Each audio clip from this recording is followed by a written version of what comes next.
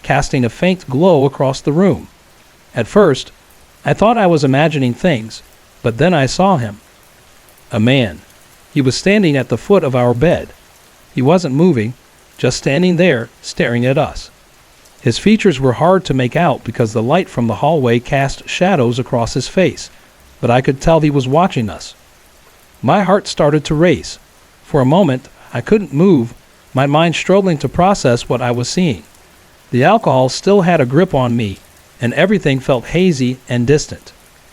I blinked several times, hoping the image would disappear, but when I opened my eyes again, he was still there. And then, the fear hit me like a wave crashing over me. My chest tightened, and I gasped for breath.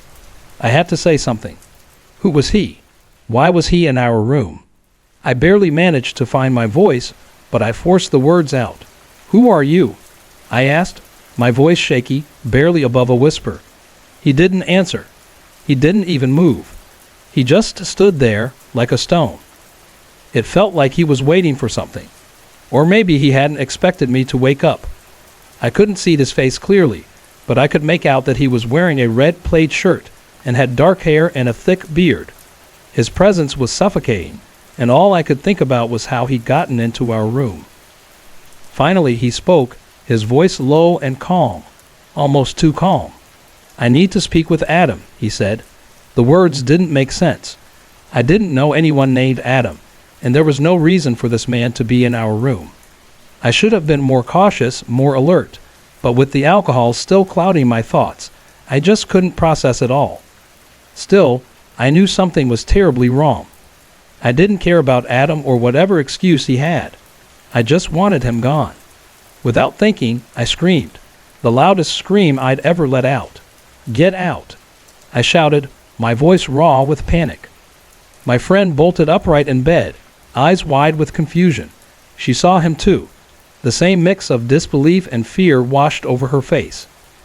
She's taller than I am, and I think the man realized his mistake when she sat up, even though only part of her body was visible under the covers. He mumbled an apology, his words spilling out quickly. Sorry, wrong room, he said, and without another word, he turned and rushed out of the room, slamming the door behind him.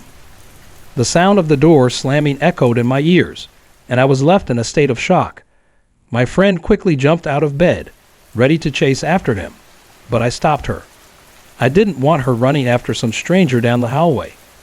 Who knew if there were more people out there? It didn't feel safe. The last thing I wanted was to face even more danger. My hands shook as I peered through the peephole, but I couldn't see anyone in the hallway. We didn't feel safe staying in the room. We tried calling the front desk, but the phone just rang and rang, with no answer. We called again and again, but no one picked up. My nerves were starting to get the best of me. How could the hotel not answer? Why wasn't anyone there to help us? Has anyone ever witnessed a shadow person and a living person working together? Between 2004 and 2007, my best friend Sarah and I worked at a small, family-owned seafood joint in a quiet town near the coast of Oregon. In the summer of 2006, we were invited by the cook and a few regulars to join them for a bonfire by the bay to watch the fireworks on the 4th of July. It sounded like a good time, and since we didn't have any other plans, we decided to go. When we arrived, we found the guys gathered around a large fire in a wide open space, a grassy strip, perfect for a bonfire. Now, Oregon's known for its strict rules about fires because of the dry conditions and risk of wildfires. But these guys had followed all the regulations, building a secure pit for the fire, and the space was surrounded on 3 sides by thick forest. There was one main trail leading from the trees to the water, with a gravel parking area behind us. We were 20 at the time, and while we weren't opposed to a little fun, we didn't know the guys that well, so Sarah and I decided to stay sober and just enjoy the fire and the fireworks, just in case things got weird. After chatting for a while, the guys decided to take their herbal smoking session into the trees. We politely declined, standing near the fire, enjoying the cool evening air. That's when it started. I began to feel this odd sensation, like something was pulling my attention to a specific area of the tree line. It felt like something was crawling underneath my skin, and no matter how hard I tried to ignore it, I kept glancing toward the trees. Then, out of the darkness, an older woman emerged from the woods. She wasn't on the trail. The woman had somehow come through thick underbrush, moving as if she'd been walking in the dark for a while. She was small, frail-looking, and dressed in ragged layers of what appeared to be old, worn dresses and shawls. Her hunched posture made her look like she was struggling with every step, as if her joints were in pain. She was more than 100 yards away, and with the twilight shadows, I couldn't see her face, only the silhouette of her bizarre outfit, which gave off an eerie vibe. I assumed she was just a homeless woman, probably in need of help, but I couldn't shake the uneasy feeling that settled in my chest. I tried not to stare, but when I looked over at Sarah, I saw that she was watching the woman too. There was something about her, an energy that drew you in, like when you know something is off but you can't look away. Sarah turned to me and asked if I saw her too. I nodded, telling her it was probably just a homeless lady, but Sarah wasn't buying it. She said the woman gave her the creeps, like she needed to keep an eye on her, just in case. My own unease flared up. We stood in silence, watching as the woman continued her slow, erratic shuffle along the edge of the trees, getting closer to where we were. The air grew heavier, and I tried to convince myself that I was just being paranoid. After all, she was probably just an old woman who'd wandered out here. Then, the woman stopped. She had been looking down, shuffling aimlessly, but now she stopped, lifted her head, and stared directly at us. My stomach sank. It was as if the air turned colder. The shadows grew deeper. Even though I couldn't make out her face, I felt the weight of her gaze, and it was unmistakably malevolent. Without warning, the woman raised her left arm, pointing straight at us, and let out a horrific screech that I could feel in my bones. My heart froze. I swear time slowed down. And then, it happened. Right in front of her outstretched finger, a silhouette began to form. It was like a shadow, but it wasn't just any shadow. It was a shadow person.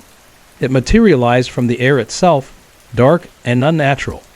I don't know if it came from the woman, or if it appeared from thin air. Before I could even process what was happening, the shadow shot toward us. It moved so fast that it blurred. In the span of just a few seconds, it covered what must have been about 300 feet, passing directly between Sarah and me. The air around me seemed to ripple as it rushed by, and I felt my hair blow back from the sheer speed of it. I couldn't breathe. I stood there stunned, my face pale as I locked eyes with Sarah. She looked just as shaken. We turned to look back at the woman, but she was no longer paying us any attention. She was moving faster now, almost running, still looking down at the ground, as if the strange encounter had never happened. We stood there, frozen in disbelief. At first, neither of us wanted to ask if the other had seen what we just witnessed, but the look on Sarah's face told me she had. "Did you see that?" She finally asked, her voice shaking. I nodded. I saw it too. As we pieced it together, we realized that we had both seen the same thing. The shadow person had been so real, so tangible, that my hair had literally blown back as it passed. But Sarah had also seen it. She hadn't felt her own hair move, but she had seen mine shift when the shadow rushed past. To this day, I don't know who that woman was or what she was capable of, but she definitely sent something after us that night, and I can't shake the feeling that whatever it wasn't finished with us. I've thought about it many times since then. Shadow people, what are they? And why did she have one do her bidding? That's something I'll never understand. We thought we saw it again a couple of nights later, but it wasn't in a human form. It was just a dark, formless shape moving through the trees. Maybe it was the same entity. Maybe it wasn't. Either way, I haven't seen that woman since, and I hope I never do. Hey everyone, I put a lot of effort and heart into creating these videos just for you. If you're enjoying the content, I'd love to hear from you. Drop a quick comment below and let me know where you're watching from and what time it is for you right now. Your support means the world to me, and it keeps me motivated to bring more awesome videos your way.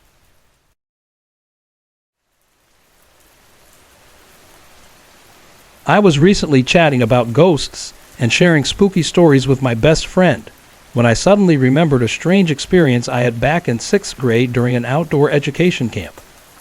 It had been years since I thought about it, but to this day, I still don't know what I actually saw, and it still sends chills down my spine. My best friend had been there too, but I was too scared to tell her what I had witnessed, afraid that I might just be losing my mind. Now, both of us are in our early 30s. It was the fall of 2001, and our whole 6th grade class, around 60 kids, had a week-long camping trip to a remote forest in Northern California, a few hours from our school. It was meant to celebrate the end of elementary school, a week filled with hiking, swimming, campfires, and adventure. It was mostly fun, but on one of the final nights, the camp aides decided to take us on a night hike deep into the woods. There were about 10 counselors and teachers with flashlights, and they gave us glow sticks to hold as we ventured off the main trail. We started by gathering in a large clearing near a meadow to get directions. It was pitch black outside, with just the faintest hint of moonlight. The stars hung in the sky like pinpricks, and we were surrounded by a thick, dense forest that seemed to swallow up any sound. The atmosphere was eerie, but also strangely calm. As I stood there, admiring the vastness of nature, I caught something out of the corner of my eye. A flicker of white moved quickly through the trees. My heart skipped a beat.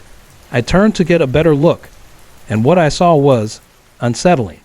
It was a strange white entity that seemed to flicker in and out of existence, like a glitch on a TV screen. The night was nearly pitch black, yet the figure emitted an eerie light, as though it was glowing with some kind of inner energy. I thought maybe it was just my eyes adjusting to the dark, or perhaps I was seeing things. So I rubbed my eyes, hoping to clear up the strange vision. But when I looked back at the spot, it was still there. And then it seemed to notice me watching. It slowly retreated deeper into the trees, as though it was aware of my gaze. My stomach turned.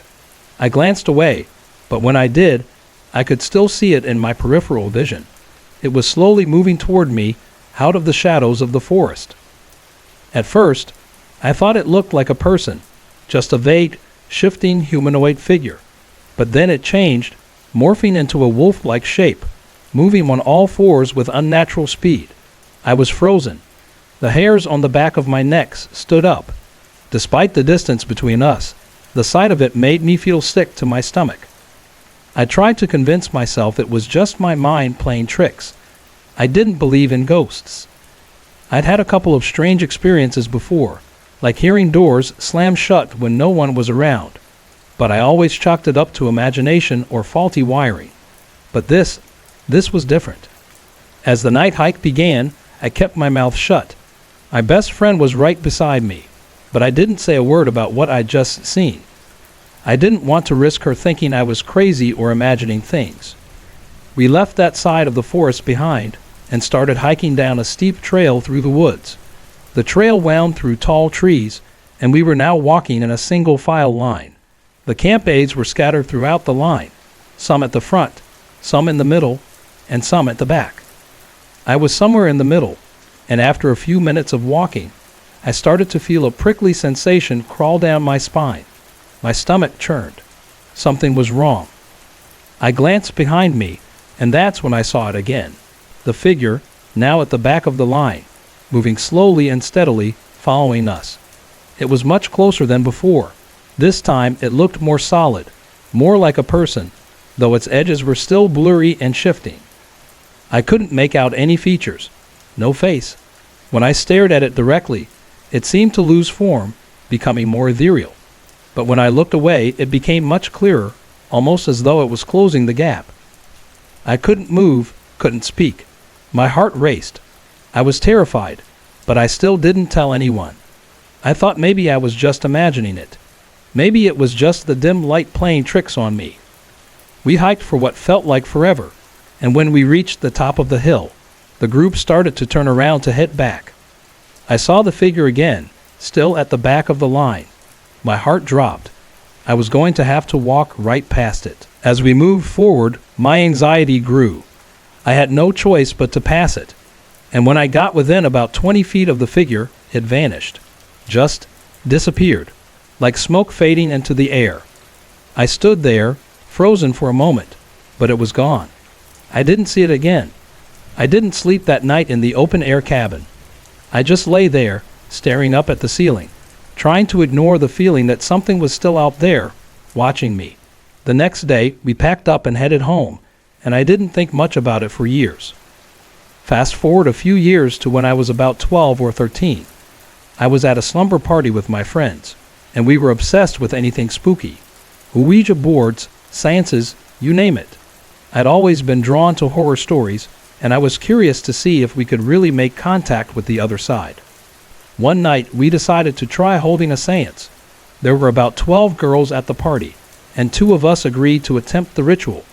We turned off the lights and held hands, calling out to the Blue Lady, an urban legend in our town, asking for her to show us a sign.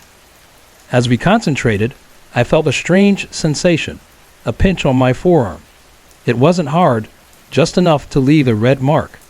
I immediately pulled my arm away and asked my friend if she'd done it. We were both sitting with our eyes closed, focusing on the ritual, but she swore it wasn't her. I didn't believe her. I thought it was just a prank, but when I checked the mark, I saw it was too perfect, too deliberate. I couldn't explain it. My heart started racing, and I felt a cold chill settle over me. We told the rest of the girls at the party, and they called our bluff. They'd wanted to see the seance in action, so we agreed to try again, this time with the whole group watching. I was starting to feel uneasy, but I didn't want to back out. Was this a prank, or was something else going on? I was sitting there with my friend, hands tightly clasped together as we tried to make contact with something beyond our world. We whispered, chanting for a sign, for the spirit to make itself known. It didn't take long before I felt a strange sensation, as if my whole body was shaking from the inside out. I was convulsing uncontrollably. My friend quickly pulled her hand away, and before I knew it, all of my friends were scrambling away from me, screaming in terror. They rushed to hide under the pool table in the game room where we were gathered, too afraid to look back. The shaking stopped as suddenly as it had started, and I found myself lying on the floor, breathless, disoriented, and crying. I looked around at my terrified friends, all of us crying, struggling to make sense of what had just happened. The fear in the room was palpable, and no one knew what to do. I just wanted to go home. It was already close to 10 p.m. We tried calling my parents to come pick me up, but when we picked up the phone, the line was dead. My friend's parents were out at a dinner party, and they wouldn't be home for a while. Until they returned, we all huddled together under the pool table, still checking the phone every few minutes, but it stayed dead. They kept asking me to admit I was faking it, to tell them I was just trying to scare them, but I couldn't. I wasn't faking it. My heart raced as I remembered how real it had felt, the cold, the shaking. It was something that none of us could explain. Finally, my friend's parents came home, and we told them everything. They tried to calm us down, but the strangest thing happened. When we picked up the phone again, the line was working perfectly fine, even though we had tested it repeatedly before. It was the 1980s, long before cell phones became the norm, so we were stuck with landlines. By the time we realized the phone was working, it was already past midnight.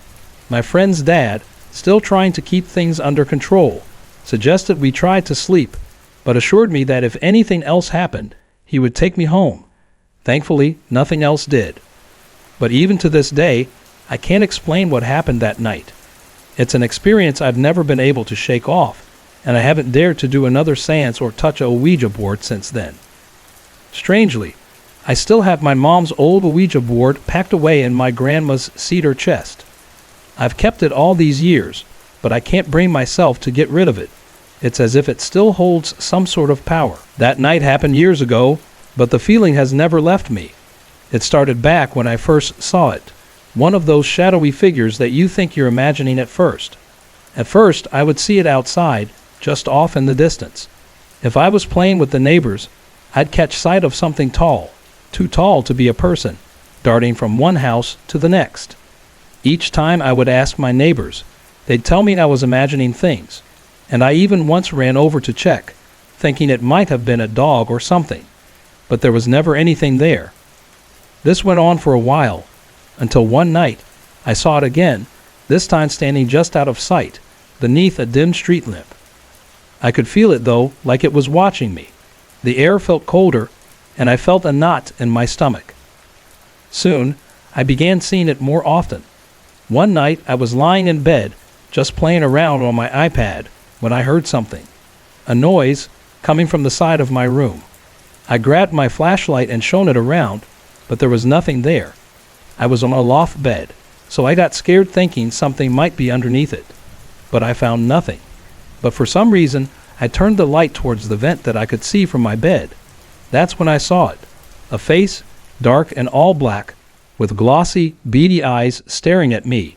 The figure darted away as soon as the light touched it, and I screamed. My mom came in, and though I was terrified, there was nothing there. 3 years ago, things took an even stranger turn. One morning, I was late for the school bus, and I didn't see it myself, but my neighbor told me it had been following me. Apparently, as I was leaving the garage, there was a tall, dark figure right behind me, walking down the road. When I got to the bus stop, my neighbor and my sibling told me about it, but the security camera above the garage showed that no one was there. Then about 2 years ago, I stopped seeing the shadow figure. I thought maybe it was all in my head, just a figment of my imagination. But at night, it came back. One night, I woke up with the feeling that something was watching me. I turned over and saw it, an enormous hunched figure standing in the corner of my room, like it didn't quite fit in the space. It was so still, it almost didn't seem real. And then, as I watched in horror, it faded away. About a month after that, I woke up again, and this time, I knew I wasn't imagining it. I felt something touch me, a sharp poke to my upper back. I jumped so hard, I stayed awake the rest of the night. Later, I told my neighbors about everything that had been happening, and they told me something chilling. A girl who lived down the street had experienced the same thing. She even moved away because of it. For the past 8 months, though, I haven't seen or heard from the figure again. Part of me is relieved, but another part of me is curious. What was that thing, and why did it follow me? This all happened in 2015, right after I got my real estate license. It was a booming year for selling homes. Everything was moving fast, and it seemed like the buyer's market was perfect. But there was one house that kept appearing on the listings and then disappearing again. It was listed, then taken off, listed again, and each time the price dropped. It got to the point where I knew something was off with that place. In the small, quiet town of Pine Lake, I had spent the past 3 months keeping an eye on a peculiar house that had caught my attention. It was a charming old farmhouse sitting at the edge of town, surrounded by towering, mist-covered trees. The place had its quirks, but I was determined to sell it without lowering the price. The homeowners, who had inherited the property after a family member's passing, were somewhat surprised by my interest. But they agreed, though they seemed uncertain that anyone could move this place. Confident, I delved into the details of the house, papers, inspection reports, and everything in between. The place was solid. No structural issues, just the usual wear and tear from age. The more I looked into it, the more I thought, easy sell. Within the first week of listing, I had a handful of interested buyers. So I planned an open house, a perfect opportunity to showcase its charm. I hired some decorators, our office's in-house team, and even rented furniture from a storage unit we kept. Staging the house was key, and I thought it would help sell the space quicker. But when I arrived that day, things felt off. The house was locked, which was expected, but there was something wrong. One of the large display stands in the entryway had been knocked over, and magazines were scattered across the living room floor. I quickly cleaned up the mess, deciding I'd deal with it later. It was a rainy afternoon, a bit chilly outside. Perfect weather for a cozy fire. I thought I'd add a finishing touch by lighting the fireplace in the living room. As I struck the match, I heard something. A door. A faint sound of it closing. Then, another door shut, this time closer to me. My heart skipped a beat. I checked the driveway. Empty. No cars. Just mine. Curious, I traced the sound. The first door had been the closet in the smaller bedroom.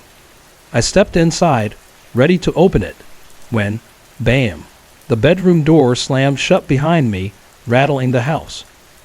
Startled, I swore under my breath and checked the other door to make sure it was still open. I had a feeling this would spook the guests later, so I propped the doors open with a stack of books I'd found. It was only 5 minutes before the open house would start, but I was already on edge.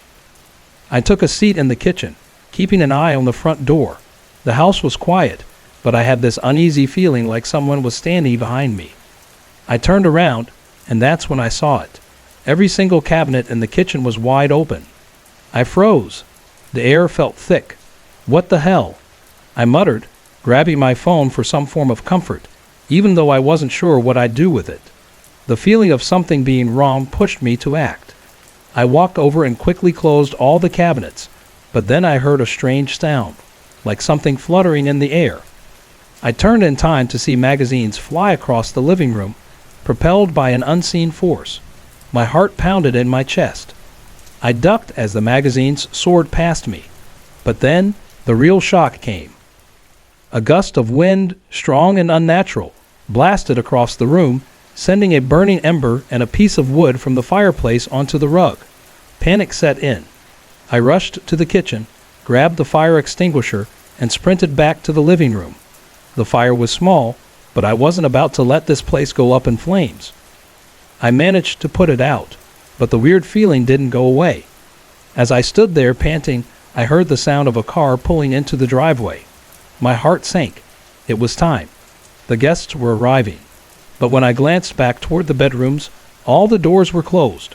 The books I'd used to prop them open were neatly stacked in the corner. No way. I grabbed my phone, keys, and purse, and dashed outside before anyone could see me. I couldn't show this house, not like this. I approached the couple in the driveway and gave them the news. Due to unforeseen circumstances, I'm going to have to cancel the open house. They looked confused but didn't press the issue. I suggested they move on and not bother with this place. They took my card, still unsure, and left without a word. Sitting in my car, I was still shaken. What had just happened? Something was wrong here, and I wasn't about to stick around to figure out what. As I drove down the block to wait for my dad, I couldn't shake the feeling that something, or someone, was still in that house. I glanced at the property one last time. Through the rain-smeared windows, I could have sworn I saw a shadow move past the front bedroom window, the small one where the doors had slammed shut earlier. I pulled away, but the unease lingered. What had I just experienced? It wasn't just the fire or the magazines. It was the feeling, the overwhelming sensation that something had been watching me from within those walls. The next day, when my dad came by, the house was quiet, still as ever. It hadn't burned down, and none of the furniture was damaged, thankfully, but I knew I wasn't going back there, not for any reason. I never did sell that house, and sometimes, late at night, I still feel that same chill, the sensation of something lurking just out of sight. It wasn't the first time I'd felt it, and I'm sure it won't be the last.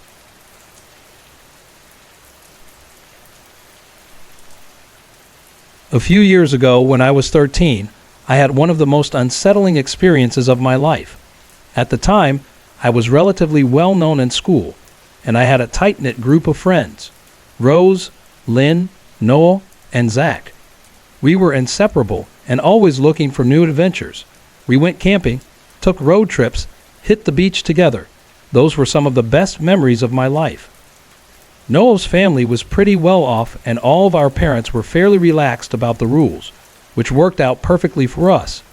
One summer, right before 8th grade, we planned a camping trip that would end up being more than any of us bargained for. It was supposed to be the perfect summer escape. So there we were, 7 of us. Lynn, Zach, and I were 13.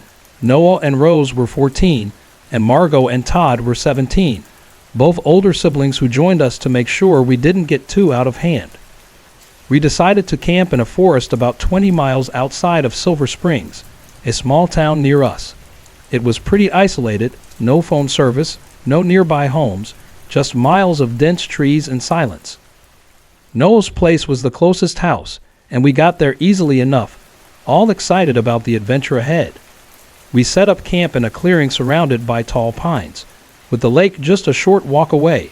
The tents were set up close enough to each other that you could hear every little sound, but far enough apart that we had our space. Well, at least we thought so. The girls took one tent, and the boys took another. The weather was perfect, warm but with a cool breeze that carried the scent of pine. We swam in the lake, made dinner over the campfire, and just soaked in the peace of being out in nature. As the night wore on, it started to get a little late, and Lynn and Margot announced that they were heading to bed. That left Todd, Rose, Zach, Noel, and me. We stayed up, telling stories, cracking jokes, and just enjoying the fire. Then, out of nowhere, Margot stormed up to the campfire, looking annoyed. "Who's messing with the side of the tent?" she asked. She said she kept hearing something running along the edge of the tent, and it was making her paranoid. Now we all dismissed it, assuming it was just a tree branch or maybe the wind, but Margot wasn't having it. "It's freaking me out," she insisted.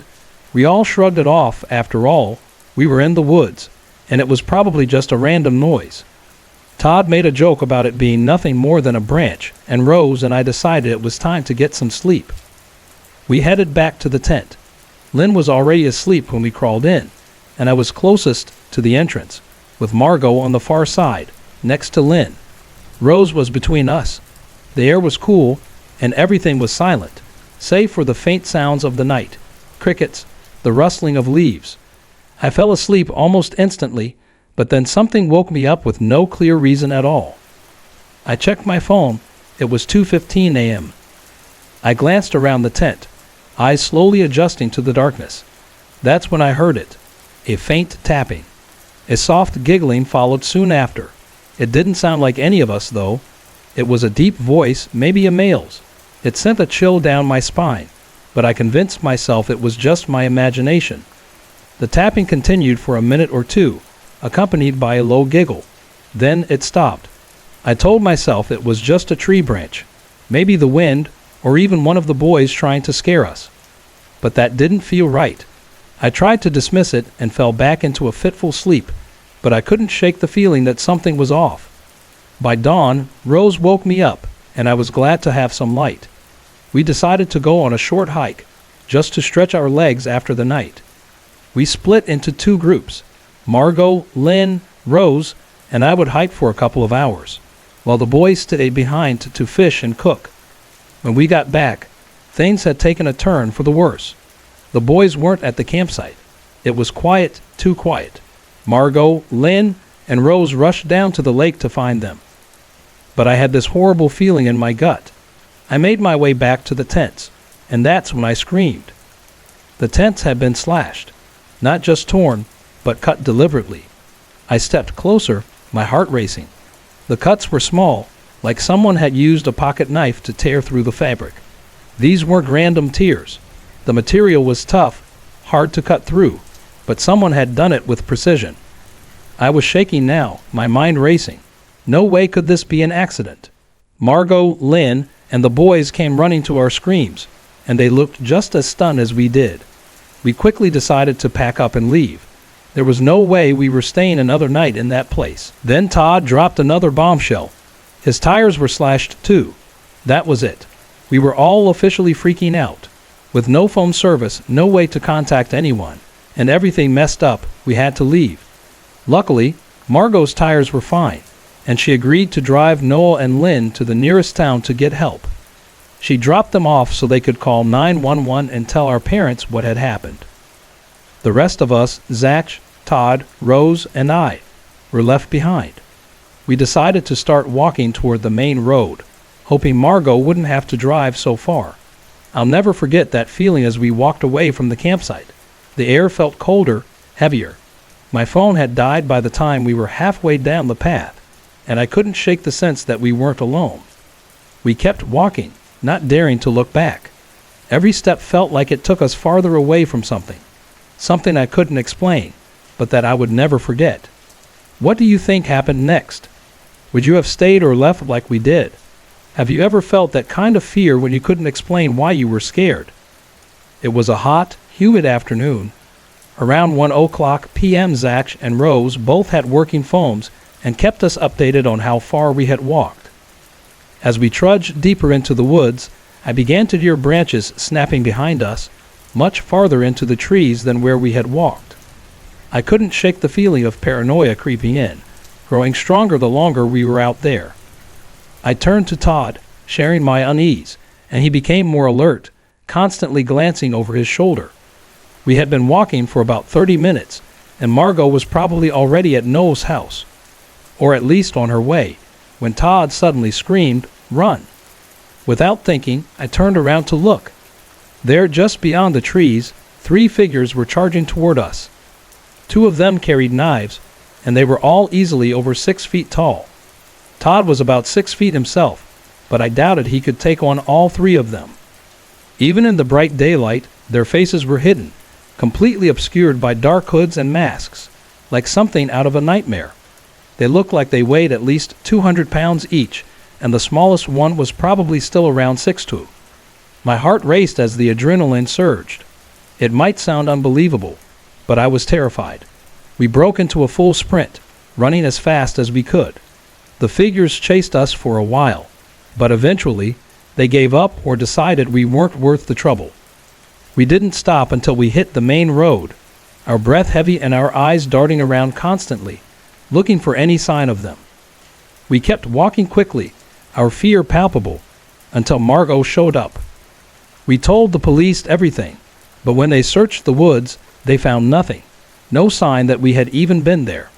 All they found were pictures of the lake and some shredded tents, but nothing to explain what had happened. I still wonder what would have happened if they had caught us. I've always been on the taller side, about 5'10" at the time, weighing just 125 pounds. Rose was a little smaller, around 5'1", weighing barely 100 pounds. Zach wasn't much bigger than me, around 5'9" and probably 10 pounds heavier. I'm honestly so thankful I told Todd about the figures. Without him constantly keeping watch and staying alert, I know for sure we wouldn't have made it out of there. I'm also thankful we were all in decent shape. We could run fast enough to outpace them, and they seemed to lose interest once they realized we weren't easy targets. This remains the scariest thing I've ever experienced.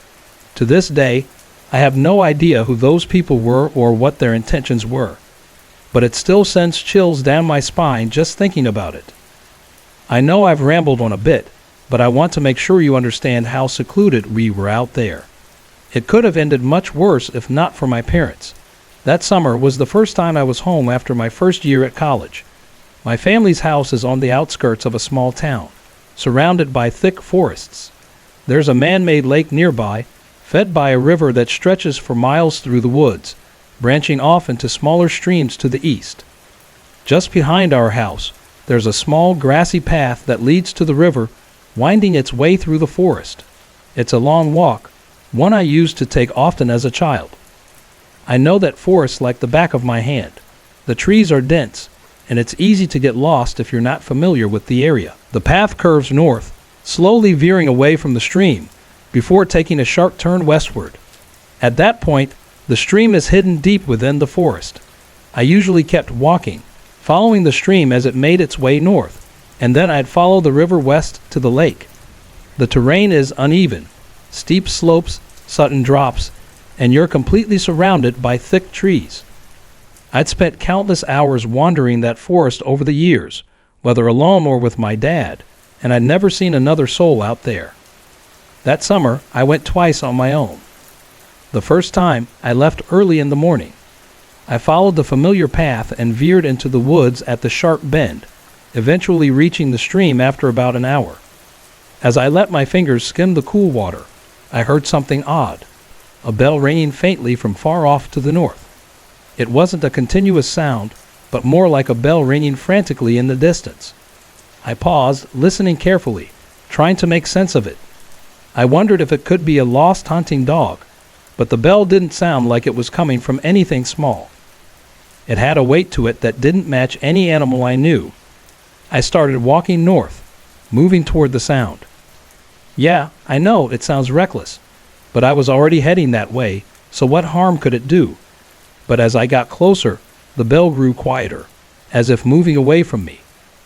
Then it stopped altogether after just a few minutes. I thought it could have been the bell of something caught in the stream, maybe a tin can or something. But the stream wasn't strong enough to carry such a heavy object, and the river was still too far away. I couldn't explain it, but a sense of unease settled over me. There was something about the whole situation that didn't sit right, though I couldn't put my finger on it. It was the first time I felt like I wasn't alone out there. I knew it had to have been a person. I stopped thinking about it and kept walking, feeling an unease that I couldn't shake. After a while, I stumbled across something unsettling. A badger, but it wasn't just dead. It was mutilated, its head cleanly cut off, placed in a twisted position that almost seemed deliberate. The scene was chilling. The cut was fresh, the body still limp, barely starting to stiffen. There was no overwhelming smell, but the wound. Oh, the wound was full of maggots. I knew they'd arrive quickly, but the sight of them made my skin crawl. I had been following the sound of a bell along the stream, and the badger was positioned there, almost placed intentionally. Maybe it was killed there. Maybe it happened while I was nearby. It's hard to say. I couldn't be sure, but nothing else happened that day. I just kept walking, trying to shake the unease that clung to me. A week later, I went back. This was my second time visiting the area that summer, and it would be my last. It was a quiet evening, around 6 p.m., when I left home. I made my way to the stream, walked along its winding path, and eventually reached the river about an hour later. By then, the rain had started to fall heavily. It was getting late, and I decided to head back. The sun set around 9 p.m., and as I rushed through the increasingly cold forest, the rain pelting down around me, the sound of it in the trees felt surreal. I walked faster, my eyes on the ground, trying to keep steady as my shoes squelched in the mud. The thick air and steady rain made everything seem far away, as though I were moving through a dream. And then I bumped into something. A heavy object, solid and cold. At first, I thought it might be a fallen tree, but the smell hit me before I could move. That sickly, unmistakable stench of decay. The decomposing body of the badger, its head now gruesomely tied to its front paws, swinging from a tree. It was a grotesque display, like some twisted work of art. The body was soaked, dripping with something green and foul, like a bag of rotting flesh. I gagged, feeling the foulness of it in my throat. My hands began to shake and I wiped my hair away, but it wasn't just rainwater in my hair. It was something sticky. The body had been there after I passed through earlier, strung up just for me to find. Someone had been waiting. Someone knew I'd come back this way. I looked around, my panic rising. Had someone been following me through the forest all this time? Were the odd sounds of branches breaking behind me not just animals? I felt it then, the presence of something close. My pulse quickened, and I started walking faster, almost jogging, back towards the path. My breath came in ragged gasps, my heart pounding in my ears. The bell, the same bell that had followed me along the stream, sounded again, faint yet growing clearer. It rang through the trees like a beckoning. I grabbed my phone and dialed my dad, my voice shaking. I told him to meet me at the point where the path curved sharply to the west. It was the closest part of the trail, and I needed to get there quickly. It felt like my body was moving on its own, a panic-fueled instinct driving me forward. I could feel the hairs on my neck standing on end, despite the cold, wet rain soaking through my clothes. The world around me felt muffled, like everything was distant. But the bell, it didn't stop. It rang again and again, echoing through the woods, growing louder. I felt it surrounding me, closing in. I kept running, but it didn't feel like I was making progress. The path seemed farther than ever before. My lungs burned, my legs screamed with exhaustion, and my sense of direction was slipping. I couldn't hear properly. The sound of the bell mixed with the rain, distorting everything. My vision blurred, and I stumbled, almost falling. I stayed on the phone with my mom, who was on her way with my dad. She was shouting at me, urging me to run faster. They were close, but I wasn't sure if I was going to make it. My panic only intensified as I heard footsteps, clear, deliberate steps coming from the forest. Not the sound of animals. Someone was following me. My mom screamed over the phone, her voice full of fear. "Run, honey, run. Your dad is coming. He's on the path, coming your way." I couldn't make sense of anything. My mind was clouded with fear, my body on autopilot. I was half running, half walking, trying to keep my breath steady as I heard the cracking of branches. The sound was unmistakable. Someone, or something, was close. My heart pounded harder in my chest, my breath coming in short, frantic bursts. And then I saw it, a figure. Tall, looming, standing at the edge of the clearing, its dark silhouette barely visible in the mist. It was holding something, a bell, slowly ringing it in front of its stomach, swaying back and forth. It stared directly at me, its gaze piercing through the dim light. A chill shot through me, but my legs moved faster. I didn't look back. I couldn't. I ran with every ounce of energy I had, screaming, my voice breaking through the rain. "Dad, Dad, where are you?" I didn't stop. I couldn't. The terror in my chest made everything feel surreal, as though I were trapped in a nightmare, running endlessly with no way out. I didn't want to look back, but I could feel the figure right behind me. It was close. Too close. The rain was falling harder now, and I was gasping, barely able to breathe, the panic overwhelming me. I kept my eyes forward, clinging to the belief that my dad was just ahead. He had to be, but the fear, the overwhelming dread, made every step feel like an eternity. I could feel something crawling up my back, cold and dark, like it was waiting for me to falter. My legs were shaking, my chest tight. I just kept running, telling myself not to look back, but I did anyway. And that was the last time I ever set foot in those woods. It felt like my legs were moving without my control. I wasn't sure if the man was still behind me, but all I could hear was the pounding of my heart in my ears, and the faint ringing of a bell.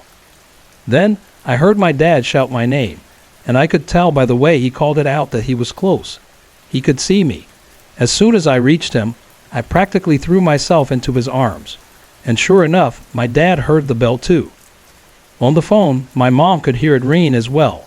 She was waiting for us, ready to speed off as soon as we got there. It reminded me of the summer before last, when I booked a camping trip in a small town just outside of Pikeville. The website made it seem perfect. A campground with 6 spacious yurts tucked into the side of a forest, not far from a charming little town. It was the kind of place that seemed to come straight out of a postcard. Coincidentally, I'd driven through that area before. It was near a historical mansion I loved visiting whenever I had time. So we paid for the weekend, and I packed up the family, my husband, 2 kids, and me, and set off. It was one of the last weekends of the season, and the weather couldn't have been more perfect.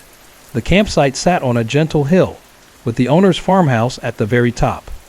We were checking in on a Sunday for a 2-night stay since both my husband and I worked rotating shifts at the time. On our way in, we passed a few people leaving, all with smiles on their faces. The owners welcomed us warmly and led us down to our yurt. They told us we were the only ones staying there that weekend, being Sunday and all. We were actually relieved by that. With 2 young kids, it meant they could be as loud as they wanted without bothering anyone else. The owner casually mentioned that none of the yurts had locks on their doors. "It's a tent," she said, as if that made sense. We shrugged it off, assuming it was just the way things were in a place like this. The area around the yurt was surrounded by trees, creating a peaceful, almost magical atmosphere. She also reassured us that the kids could wander around safely, as there were fences along the perimeter to keep their dogs in. The first night went smoothly. We had a barbecue, the kids played, and by 8 p.m., they were fast asleep. I, however, found it hard to drift off. It's something I often struggle with in unfamiliar places. The cell service was spotty, but we made do. The next morning, my husband seemed a little off. I asked if he was okay, but he just nodded and said he was fine. I didn't press it. We spent the day out, enjoying the sunny weather. By evening, the heat of the day was giving way to a cool breeze. When we got back to the yurt, I was cleaning up after dinner while the kids were playing outside when a shadow passed over the whole site. Suddenly, everything went cold. It wasn't just the temperature. It felt as if something dark was settling in, something I couldn't quite put my finger on. A deep sense of dread washed over me. I didn't know why, but I felt we had to leave. Right then, I pulled my husband aside and told him we needed to pack up and go. Without asking any questions, he began gathering the kids, and I started packing our things. We headed to the farmhouse to let the owners know we were leaving. They were outside, sitting by a small fire and playing with their dogs. My husband started loading up the car while I apologized and explained that our youngest wasn't feeling well. They seemed genuinely sorry, but before I turned to leave, the man asked me something odd. "Had your husband been outside the house last night around 3 or 4 in the morning?" he asked. I was taken aback. "No," I answered quickly. "He was with me the whole time. I would have noticed." The man seemed a little puzzled. "Are you sure?" Because the security lights went on and the dogs started barking. When we looked outside, we saw a man walking down by the yurts. We assumed it was your husband. At this, my husband, who had walked over, spoke up.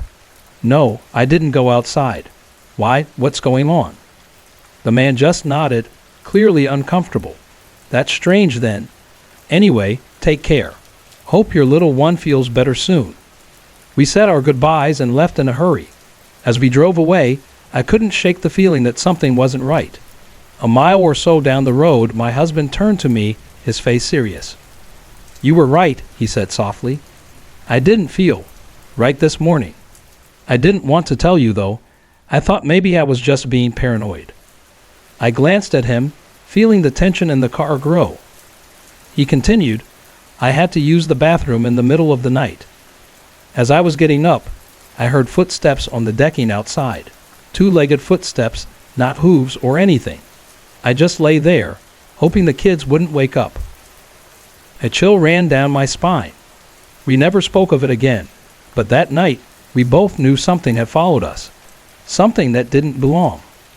The guy's eyes went wide, like he'd just seen a ghost, and without saying a word, he took off running. It shook me up more than I'd like to admit, but by the next day, I was able to push it to the back of my mind. I told myself it was just some weird occurrence, maybe a guy high on something or just a random wanderer who had set up camp close to mine by accident. I didn't think much of it at first. Then, 2 days later, 10 to 15 miles away, in completely random directions, where no one could have possibly taken the same path by accident.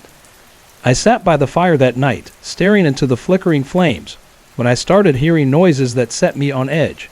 They sounded like someone was out there, moving through the dark. I called out, asking if anyone was out there. From the shadows, a voice asked, "Do you know how to get to Bell's Canyon?"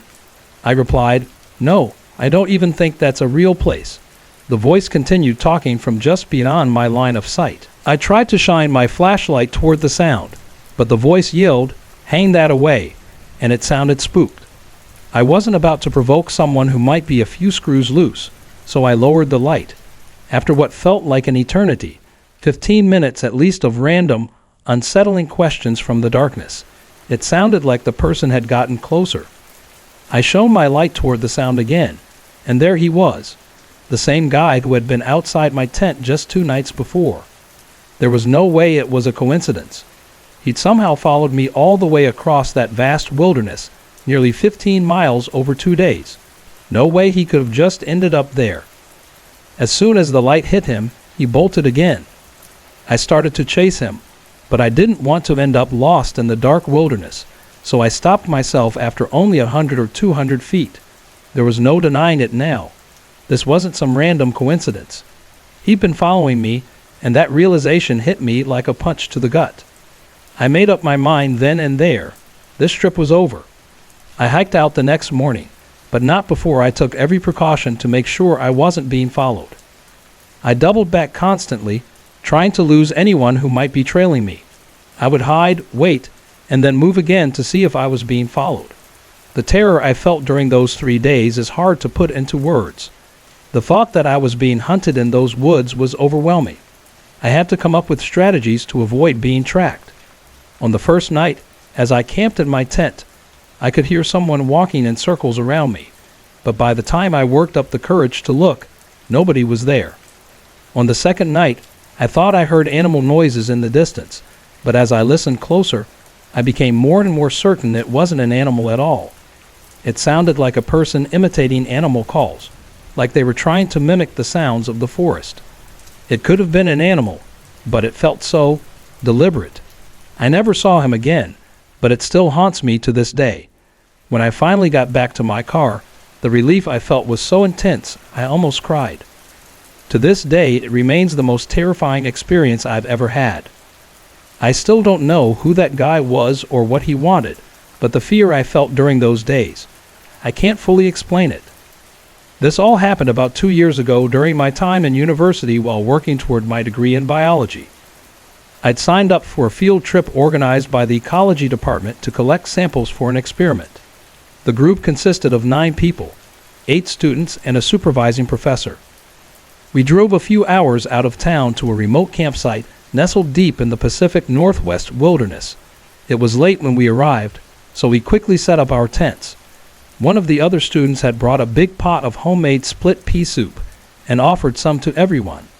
I'm not really a fan of split pea soup, so I declined. Most of the group had some, except for me, one other student, and the professor. Come morning, the 5 who had eaten the soup weren't doing too hot. They were doubled over with food poisoning, barely able to get out of their tents, let alone hike for 8 or 9 hours to collect the samples we needed. It didn't take long to realize we were stuck. The professor in charge of our project had set clear rules at the beginning. Everyone had to travel in pairs, and we needed to be back at camp by nightfall.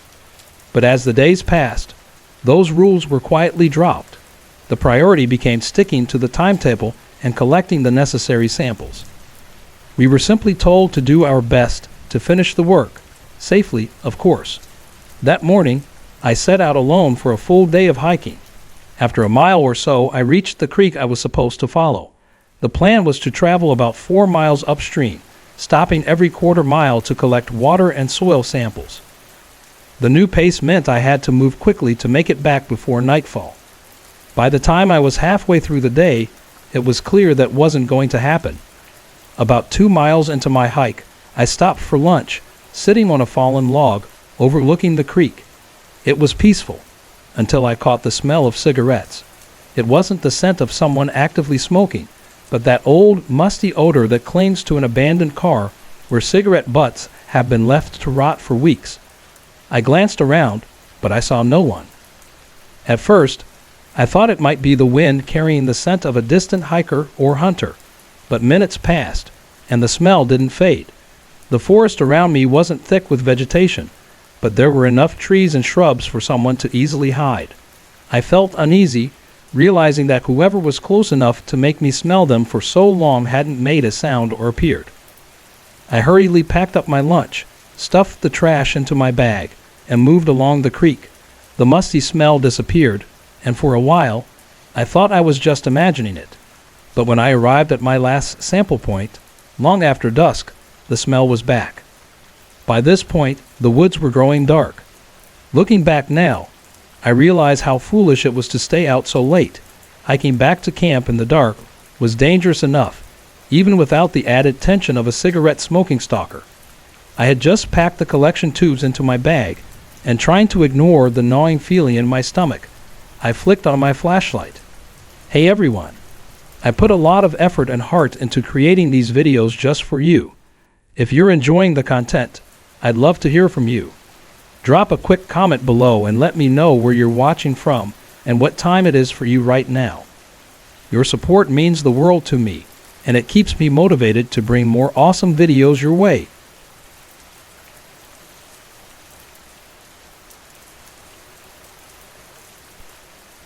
I grew up in a small town called Pine Lake. It was quiet, the kind of place where everyone knew everyone else's name. Life wasn't glamorous, but it was home.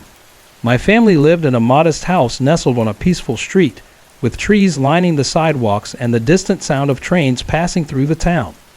It was a place that always felt safe and comforting. I never felt any real fear there. The house was the kind of place you could leave the door unlocked without a second thought. My parents worked full-time, and my older siblings were always out with their own plans, either in school or with friends. So I spent most of my time outside, riding my bike, or wandering around the house, finding new places to explore.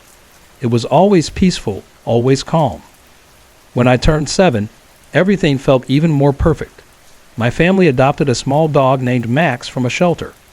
He wasn't a purebred, just a scruffy little mix, but to me, he was perfect. Max quickly became my closest friend, always by my side no matter what. Whether I was feeling on top of the world or having a bad day, Max was there, his tail wagging and his eyes full of joy. Max made the house feel alive. He had a way of filling every empty room with warmth.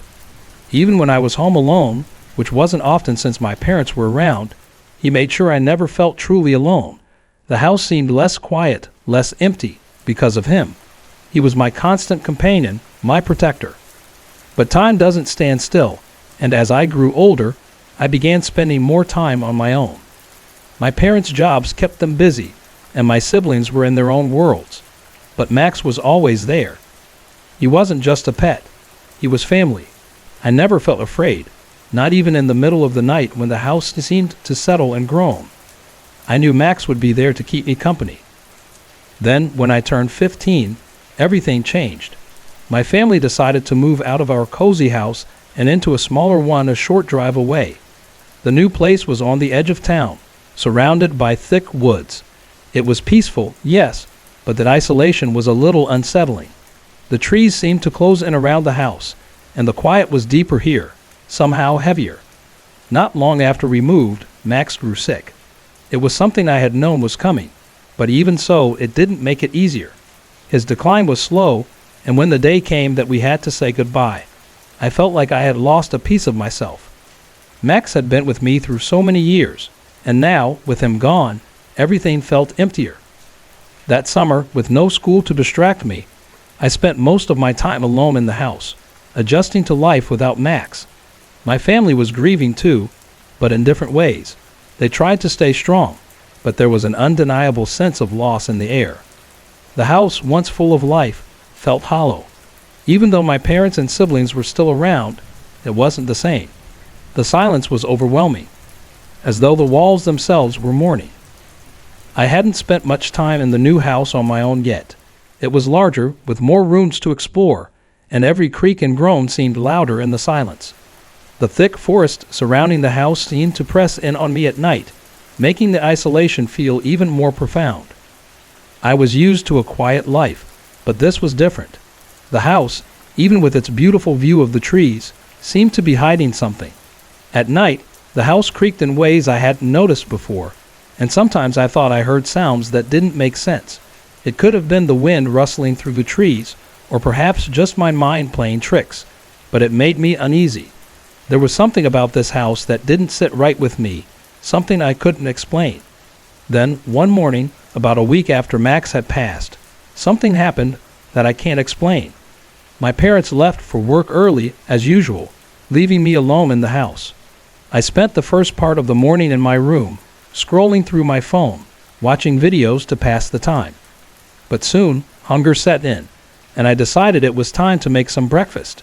It was a quiet morning, and as I made my way down the hallway, something felt off. The air seemed thick, almost suffocating. The house was unnervingly still, and even though I'd been home alone many times before, this time felt different. The hallway stretched out ahead of me, the open doors to the bedrooms casting long shadows across the floor. The house seemed unusually quiet, as if it were holding its breath. I developed a habit of closing each door behind me as I walked through the house, just to have some control over my surroundings. That morning, I followed my usual routine, closing each door as I passed.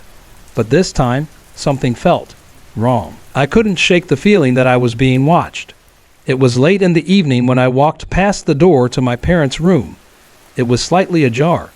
I didn't think much of it at first. I pushed it open and stepped inside, intending to shut it like I always did.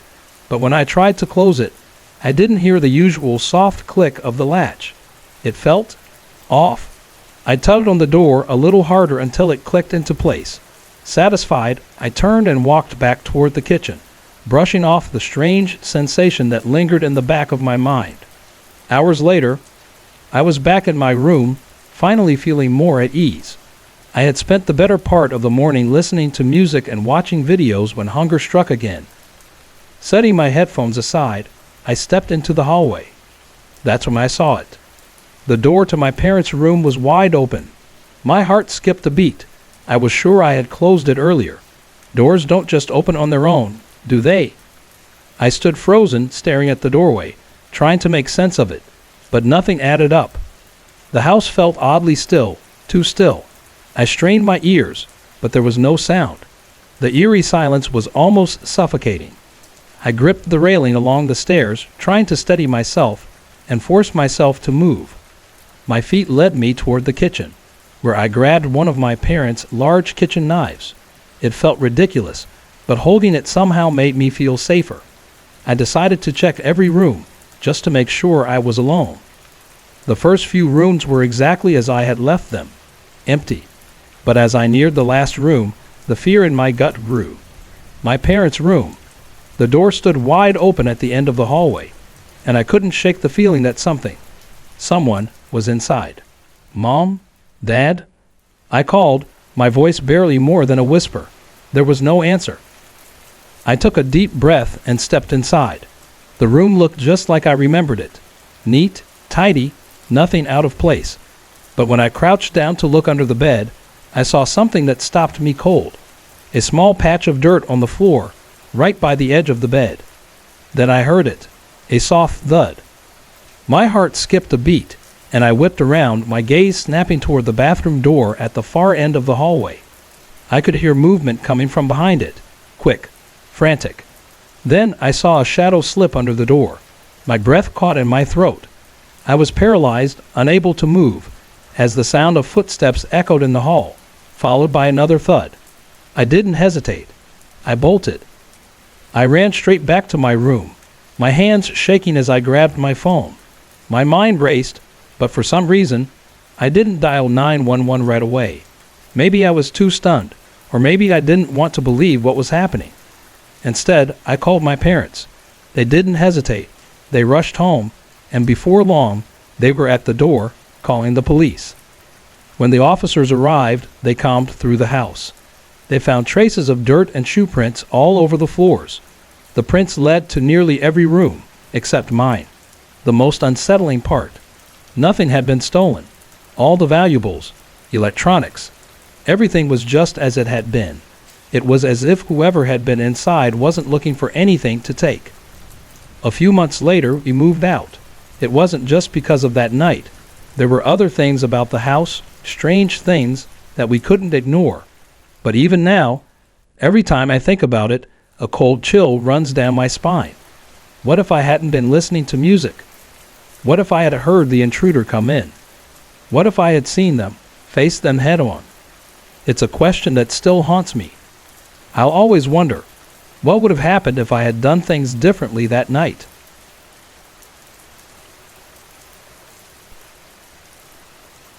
It had been a few years since everything had settled down. Now I was a 24-year-old woman, living in a modest rental in a sleepy town called Pine Lake.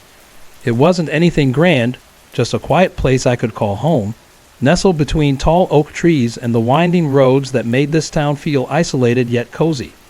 My life was simple, and after a long work week, I cherished Friday evenings the most.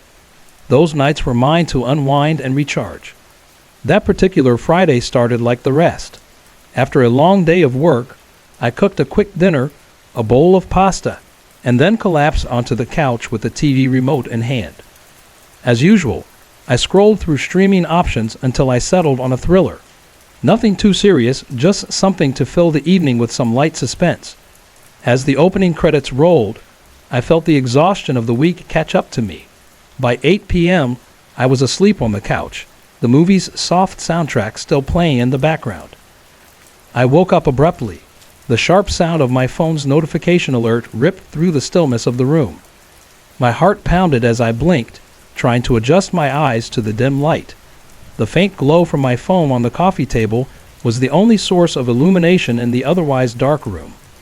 I rubbed my eyes and reached for it, confused and disoriented. It was a message on Facebook Messenger. Blinking, I unlocked the phone and saw the notification. The message was simple. "Hello." The name of the sender didn't ring a bell, but there was something vaguely familiar about it. It showed we had a mutual friend, someone I'd known from high school. I must have accepted their friend request a while ago without much thought. I had a tendency to accept requests if we shared friends. What could go wrong? Curious, I tapped on the profile. It looked ordinary, just another person, yet something felt off about it. I couldn't quite put my finger on it. Maybe it was the time or the randomness of the message. But it was late, and I shrugged it off as just another odd social media interaction. I typed back a polite, "Hi," not expecting much. Almost immediately, the typing bubble appeared. My stomach twisted with unease. The next message came through quickly. "I loved that movie too. We should watch it together sometime." I froze. My eyes darted to the TV. The movie I had been watching wasn't exactly a big hit, and I didn't recognize anyone who'd mention it. How did they know what I was watching?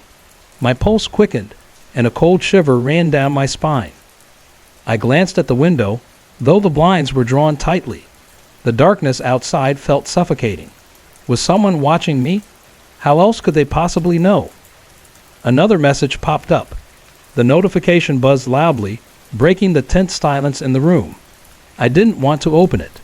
I didn't want to know. But my hands were shaking as I unlocked my phone and read the next message. "I see you."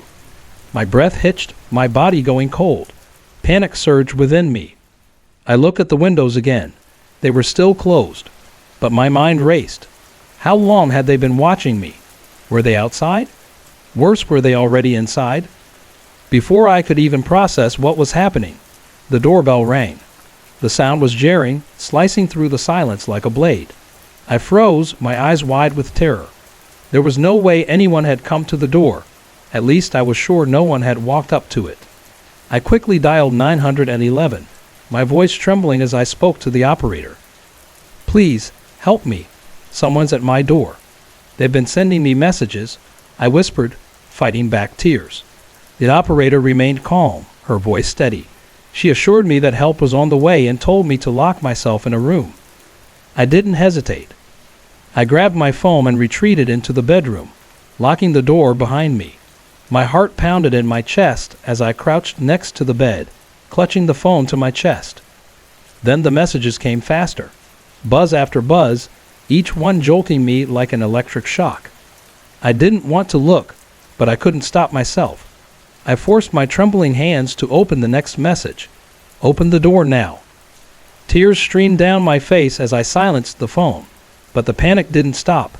The house felt suffocating, like the walls were closing in around me. A distant sound broke the silence, a faint thud. My blood ran cold. The noise repeated itself, louder this time, echoing up from the basement. I froze, my heart skipped a beat. I knew the basement door was locked, but what if someone had somehow gotten in? What if they were already inside? Another bang sounded, followed by something shattering, the noise making my skin crawl. I couldn't stand it any longer. I bolted for the bathroom, slamming the door shut behind me and pressing my back against the cold wall. I held my breath, straining to listen.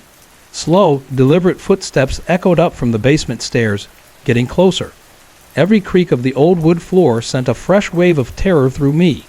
My breath was shallow, and my hands shook as I fought to stay quiet.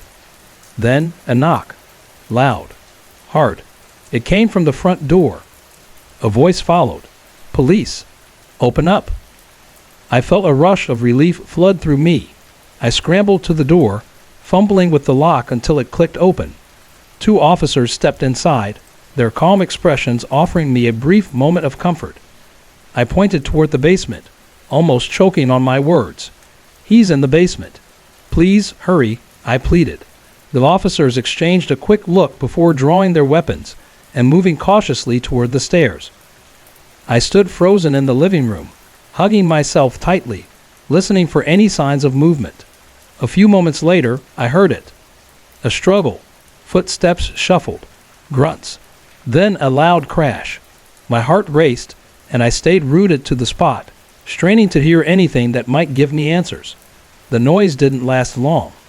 Then one of the officers called up from the top of the stairs. "It's okay," he said.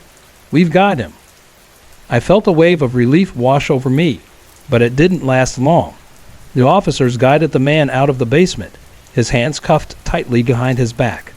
His clothes were tattered, but what really sent chills down my spine was the eerie calmness in his expression. There was no fear, no panic, just a cold, unsettling tranquility.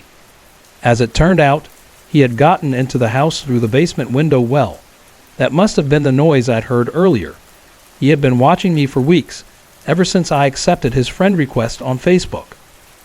The officer explained that the man didn't seem to have any clear motive. He hadn't stolen anything or caused any significant damage, except for the forced entry. All he wanted, it seemed, was to talk to me. The thought sent a shiver down my spine.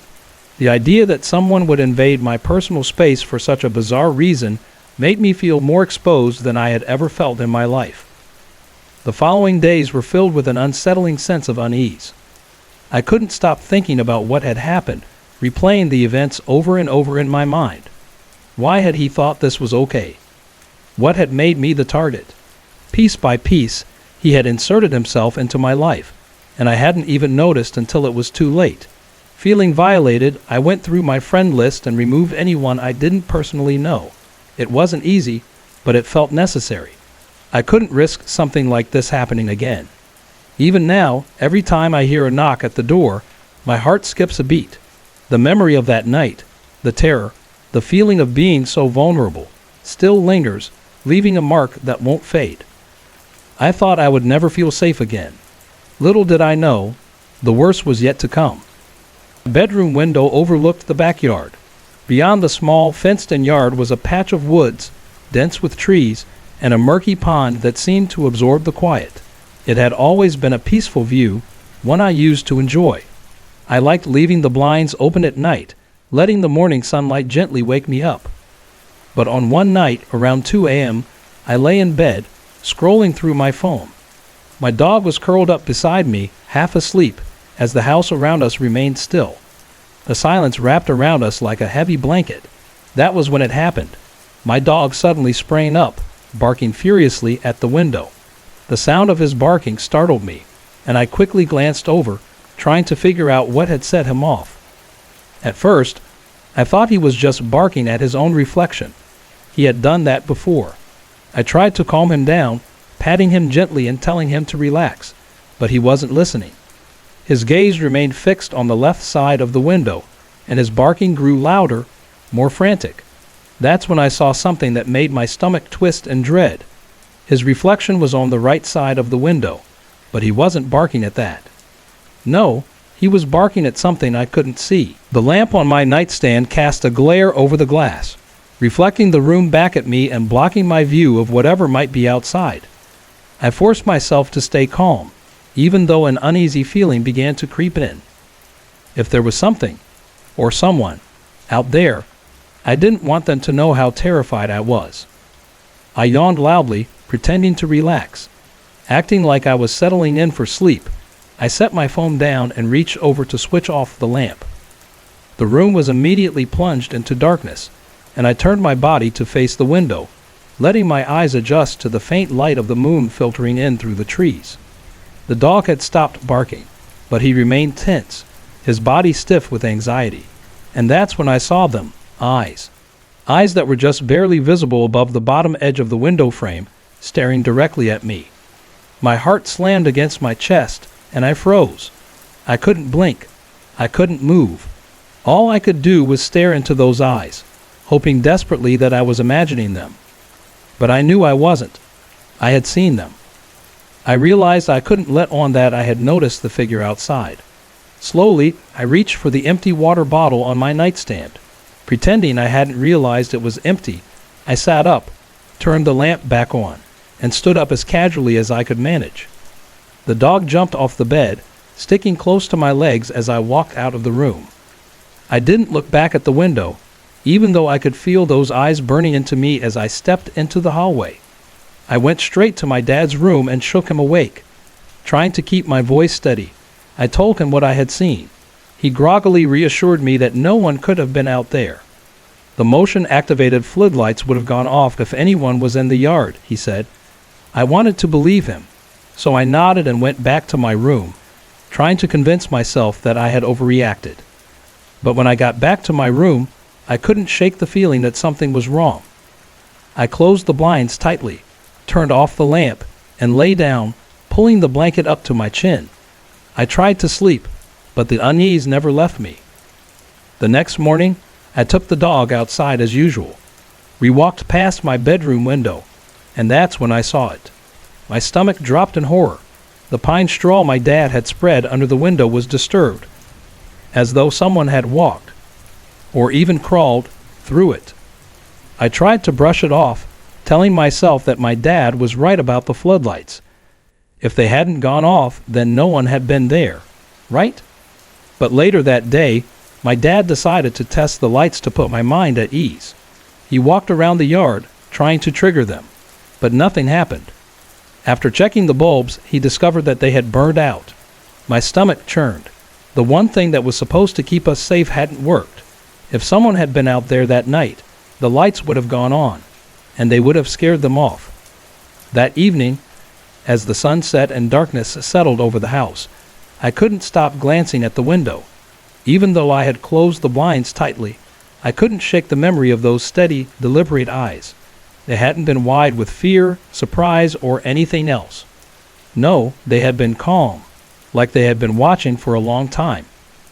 How long had they been there before my dog noticed? How long had they been there before I had noticed?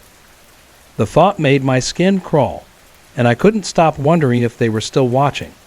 Hey everyone, I put a lot of effort and heart into creating these videos just for you. If you're enjoying the content, I'd love to hear from you. Drop a quick comment below and let me know where you're watching from and what time it is for you right now. Your support means the world to me, and it keeps me motivated to bring more awesome videos your way. The memory of that night has haunted me ever since, and it still sends chills down my spine. It's a question I've never been able to answer. Has anyone ever seen a shadow person and a living person working together? I had the unsettling experience back in 2006 while I was working at a small, family-owned seafood restaurant in Silver Springs, Oregon.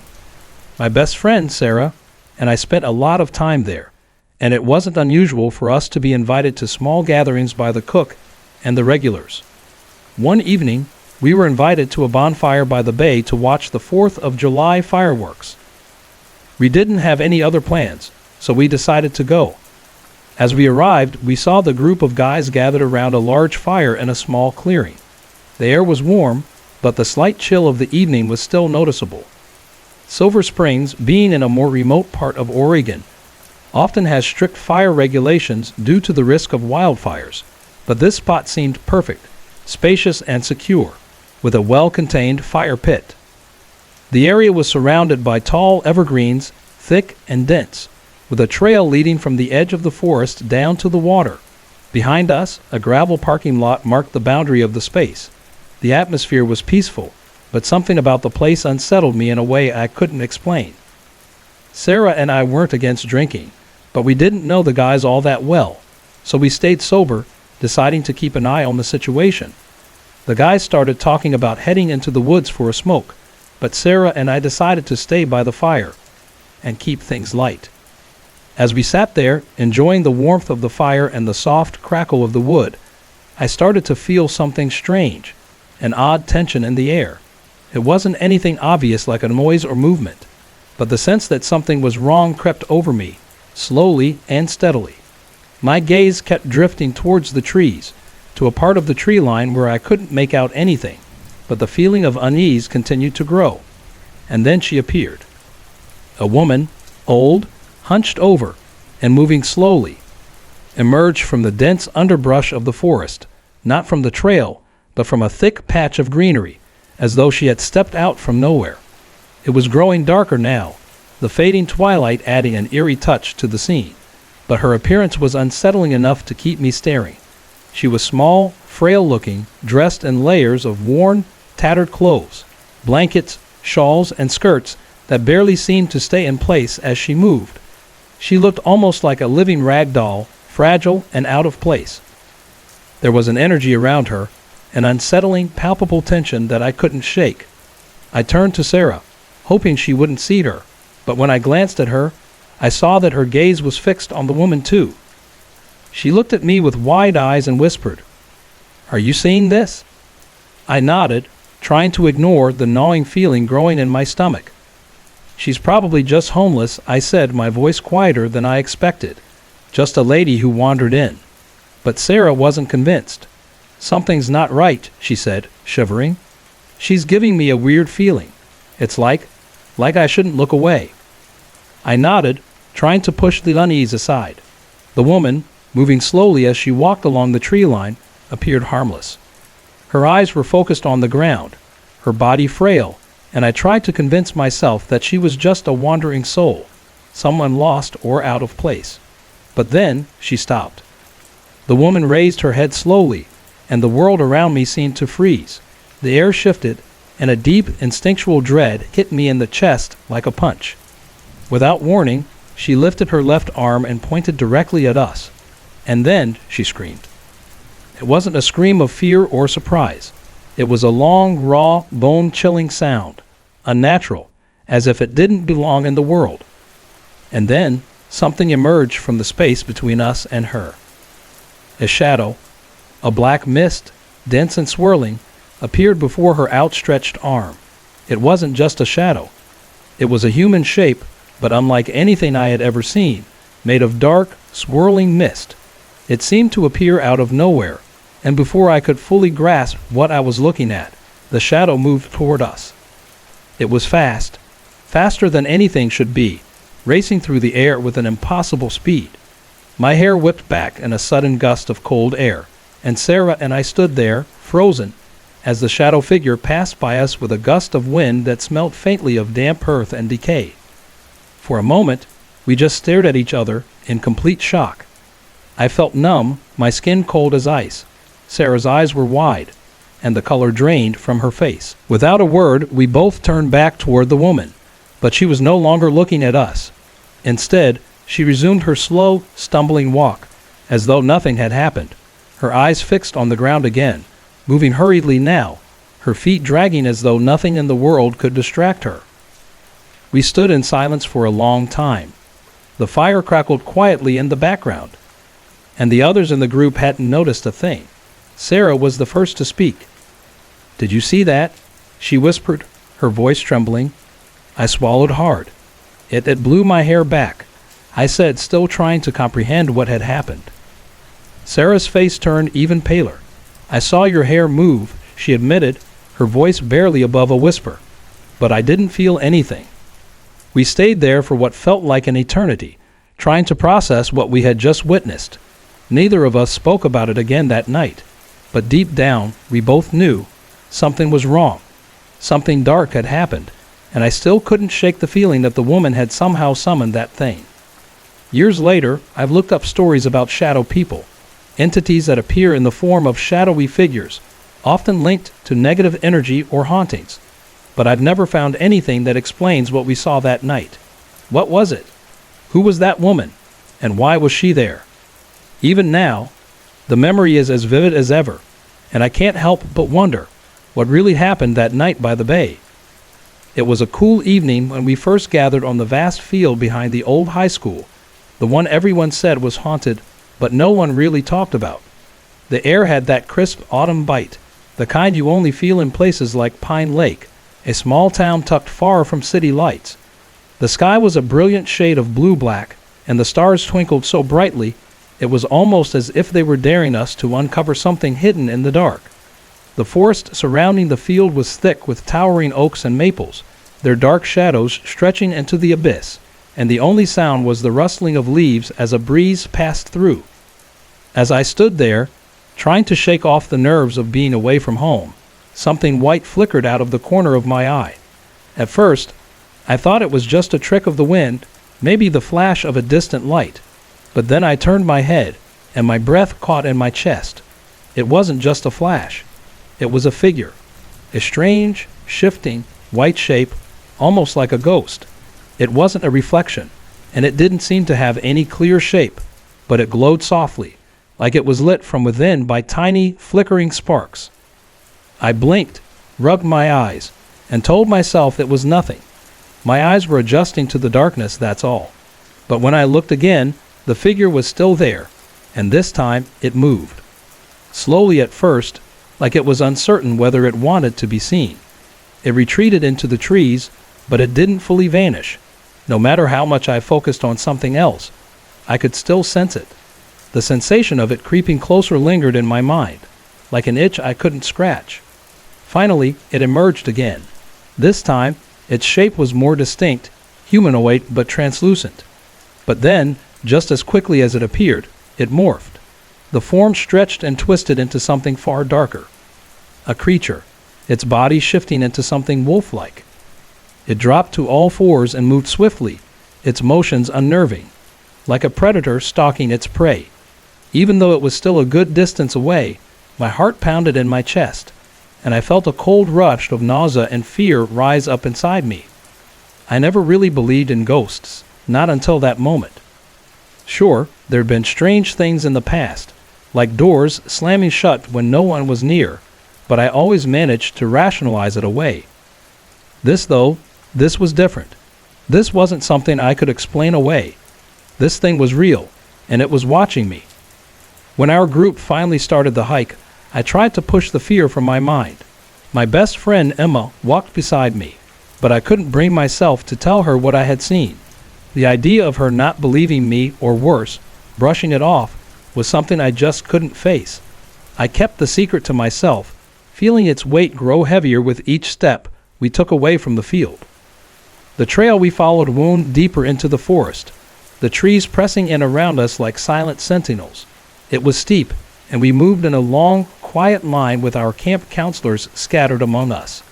Even though I was surrounded by others, I couldn't shake the feeling that something wasn't right, a gnawing sense that I wasn't alone. After about 15 minutes, I glanced back, and my stomach sank.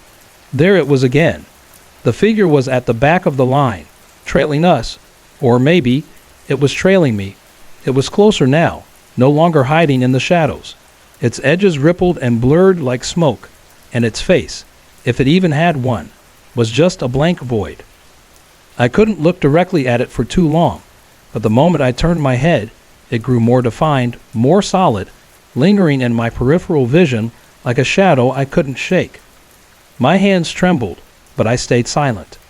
I tried to convince myself it was just the darkness playing tricks, but deep down, I knew it wasn't. When we reached the top of the trail, I realized, with a cold dread creeping over me, that I would have to walk right past it on the way back down. My breath caught in my throat, but I didn't stop walking. As I drew closer, the air around me seemed to thrum with tension, a hum I couldn't explain. And then, when I was within 20 feet of it, the figure evaporated. It dissolved like smoke in the wind, leaving nothing but the heavy silence behind. I didn't see it again that night, but back at the cabin, I couldn't sleep. The darkness pressed in, and I lay awake for hours, my mind replaying the image of that glowing, shifting figure. It haunted me, lingering like a shadow that refused to leave. The next morning, I was glad to be heading home. The woods felt oppressive, like they were hiding something I wasn't meant to understand. But as the days passed, that night stayed with me, gnawing at the edges of my mind. Months later, I found myself sitting in the small office I converted into my real estate space, a cup of coffee cooling by my side. The year had been great for business, but things were slowing down now that the rainy season was setting in. One house in particular kept catching my eye. It was listed, then pulled from the market, then relisted again. Each time, the price dropped lower and lower, until I couldn't ignore it anymore. Curious, I decided to look into it. I approached the homeowners, pitching myself as the agent who could finally sell their property. They agreed, but there was something in their eyes that made me uneasy. Still, I dove into the paperwork, expecting to find something wrong with the place. But to my surprise, everything looked perfect. The house was well kept, and there were no major issues. I told myself it would be an easy sale. In just a week, I had several buyers interested, so I arranged an open house. I brought in a team of decorators from the office to stage the home. This was normal, and we always made sure the house was ready for a showing. As we finished the staging, I stood in the living room, looking around at the beautifully decorated space. I felt optimistic, ready to show it off. But as I stared at the house, something nagged at me. It was like I could feel it, an unseen presence, a subtle, creeping feeling that I couldn't shake. Something wasn't right. When I arrived at the house for the open house, I was relieved to see the front door securely locked. Everything seemed fine. Until I stepped inside. My frustration quickly set in. One of the large vases in the entryway was shattered, and magazines were strewn across the living room floor. With a sigh, I hurriedly cleaned up the mess and began preparing hors d'oeuvres. I'd deal with the decorators later. 15 minutes before the open house was set to begin, I decided to light a fire in the living room fireplace. It was a rainy, chilly afternoon, and I thought the fire would give the house a warm, welcoming atmosphere. But as I finished lighting it, I heard a door shut, then another, closer this time. I quickly checked the driveway. No cars, just mine. My stomach tightened, a cold shiver creeping up my spine as I walked through the house to investigate. The noise led me to the smallest of the 2 bedrooms. I found the closet door had swung shut too. I opened both doors, but as I turned to leave, the bedroom door slammed shut behind me with a loud bang that made me jump. I chalked it up to a draft and opened the door again. To make sure it didn't happen again, I grabbed a few books from the living room bookshelf and propped the doors open. It was nearly time for the open house to begin. I took my place in the kitchen, trying to stay calm, my eyes fixed on the front door. But as I sat there, an uneasy sensation washed over me, like someone was standing right behind me. I turned around, my heart leaping into my throat. Every single cabinet in the kitchen was wide open. "What in the world?" I muttered, pulling out my phone as if it might provide some comfort. I wasn't sure what I was going to do with it, but just holding it made me feel less vulnerable. Taking a shaky breath, I moved into the kitchen and began closing the cabinets. My hands trembled as I tried to steady myself. Before I could finish, a loud fluttering sound grabbed my attention. I spun around just in time to see magazines flying across the living room floor, hurtling toward me as though tossed by some unseen force. My heart pounded in my chest as I ducked out of the way. Then, as if things couldn't get worse, a strong gust of wind shot embers and a burning log from the fireplace onto the rug. Panic surged through me. I bolted to the kitchen, grabbed the fire extinguisher, and rushed back to the living room, putting out the flames as quickly as I could. I extinguished the burning log and sprayed the fireplace just to be sure. As I stood there, breathless and surrounded by the acrid smell of extinguisher fumes, I heard the unmistakable sound of a car pulling into the driveway. The guests had arrived. Showtime. But there was no way I could show the house. Not like this. Not now. Not ever. Before stepping outside, I glanced toward the bedrooms. All of the doors were now shut. The books I had used to prop them open were stacked neatly in a pile. "Hell no," I muttered under my breath. Grabbing my phone, purse, and keys, I dashed out the front door. I approached the couple in the driveway and, with as much composure as I could manage, explained that the open house was canceled due to unforeseen circumstances. I even suggested they look at some other properties. They seemed confused but didn't question me. After taking my card, they got back into their car and drove off. I didn't leave right away. Despite everything, I was still responsible for this house, and I couldn't risk a fire breaking out while I wasn't there. I called my dad, who also worked in real estate, and asked if he could stop by after showing one of his properties. He agreed, so I waited in my car, parked a little ways down the street. From my vantage point, I kept my eyes trained on the house, trying to make sense of the events. The entire situation replayed in my mind over and over, each part stranger than the last. Then, I saw something. A shadow moved past the front bedroom window, the smaller room, the one closest to the street. My stomach dropped. I quickly started my car and pulled farther down the block, unwilling to remain in sight of the house. Thankfully, the damage seemed minimal, mostly things belonging to our office, but there was something about that house that wasn't right. It wasn't just unsafe for potential buyers. It might not have been safe for anyone. To this day, I can't shake the images of magazines flying through the air, the embers leaping from the fire, and that eerie, oppressive feeling like something unseen was always watching. Today is August 20th, 2013. It's been 2 years since my cat Tom passed away. His death was sudden and painful, leaving a hole in my heart that hasn't quite healed. I shared the details of his passing in my story, Tom, my brave cat, but despite his absence, he's never truly gone. Tom visits me often, mostly in my dreams. In those dreams, I can hold him again, feeling the softness of his fur and burying my face in the comforting warmth of his presence. But waking up is always bittersweet. The reality that he's no longer here to nuzzle my cheek or gaze at me with his tender green eyes always hits me hard. Even so, I sometimes feel him still in small ways that bring me comfort.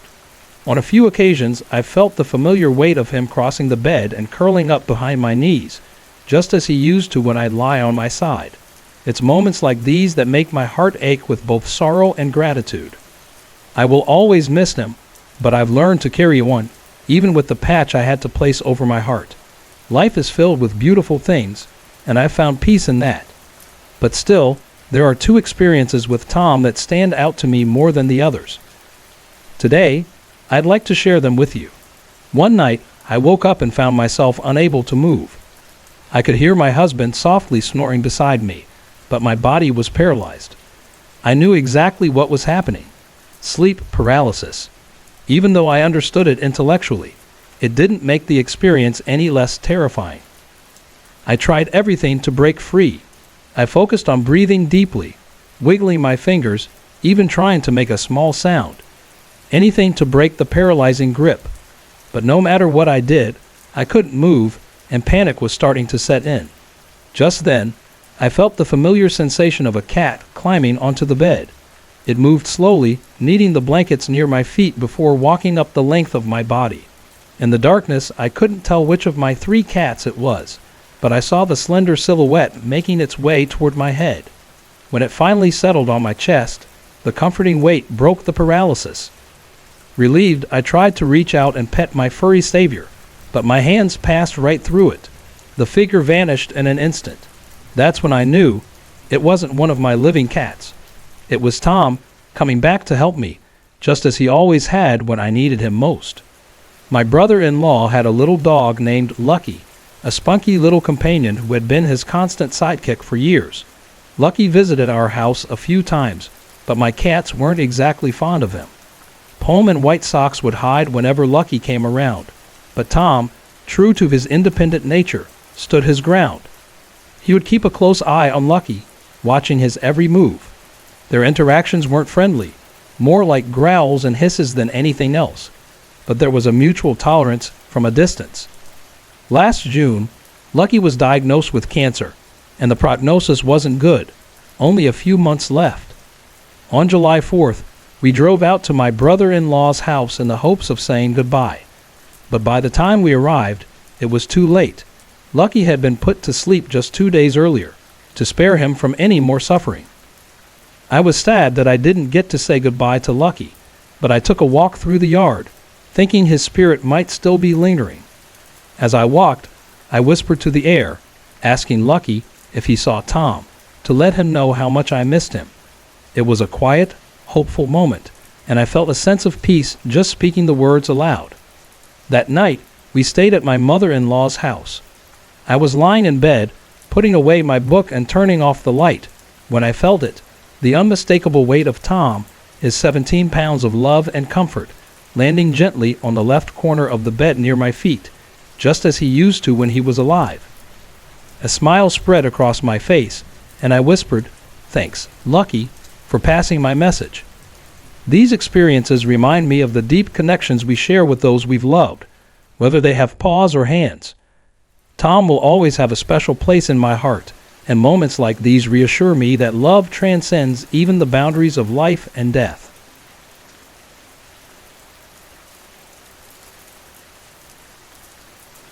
It was hard not to think about Val's story after hearing about her son Jane and the role he played as a guardian angel.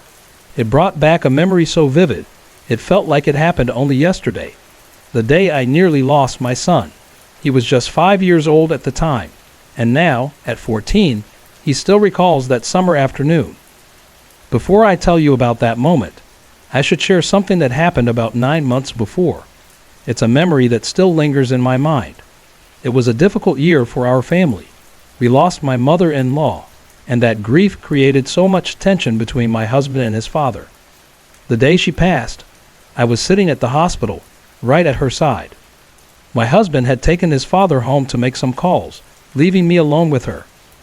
She had been in a coma for nearly 48 hours, and in that quiet, sterile room, it was just me and her. I was beyond exhausted, having barely slept that week, so I closed my eyes for a moment, hoping to catch a little rest. The sounds of the nurses walking by, their voices echoing in the hallway, faded into the background. Then, I felt it, something approaching, a subtle shift in the air, a presence moving through the room. I opened my eyes, but there was nothing there. So I closed them again, thinking it was just the fatigue getting to me. But this time, I felt a warmth, gentle, brushing against my cheek, as though someone had kissed me. In that instant, I knew it was my mother-in-law. She had always been affectionate toward me, treating me like a daughter, hugging me, kissing me, her touch always soft and comforting. Even though her body was still lying there in that coma, I knew her spirit had reached out to me. I've heard of spirits with icy touches, but this was something different. It was warmth, a warmth that wrapped around me like a familiar embrace. Over the months that followed, she came to me in my dreams, warning me about the things to come, especially the trouble between my husband and his father. Every time she was right. I never questioned the bond we shared.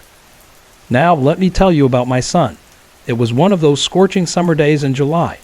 My husband, our 2 kids, and I decided to take a little break and treat ourselves to ice cream. We headed to the Baskin-Robbins in town, a cozy spot in a plaza with a large parking lot. Outside there were picnic tables and benches, perfect for sitting and enjoying the summer air. At the front door, a young couple sat, chatting lazily as they savored their ice cream. While my husband and son went to the restroom, I ordered our ice cream and walked outside with my daughter to find a table. I chose one with my back to the shop, but as soon as I sat down, I felt something shift within me, a voice, soft but clear, urging me to turn my chair around. Face the store. Keep your eyes on the door, it said. I brushed it off at first, thinking it was nothing, but then it came again, louder and more insistent. I shifted my chair, now facing the store, still not fully understanding why. Moments later, I caught a flash of movement from the corner of my eye. A car, speeding too fast through the parking lot, heading straight for the ice cream shop. My heart stopped as I saw my son, running toward the front door, all alone. At 5 years old, he was the kind of child who would run off, following his curiosity wherever it led. Without thinking, I jumped up and screamed. A primal scream, a sound I never thought I could make, but it froze him in his tracks. He stopped just inches from the speeding car, which zoomed past without slowing down. The driver was on his phone, oblivious to what had just happened. The young woman sitting outside turned, her face pale with shock. Holy sh... That was too close, she shouted, having just noticed my son in that split second. My husband, who had just come out of the restroom, was walking toward the door, unaware of the car.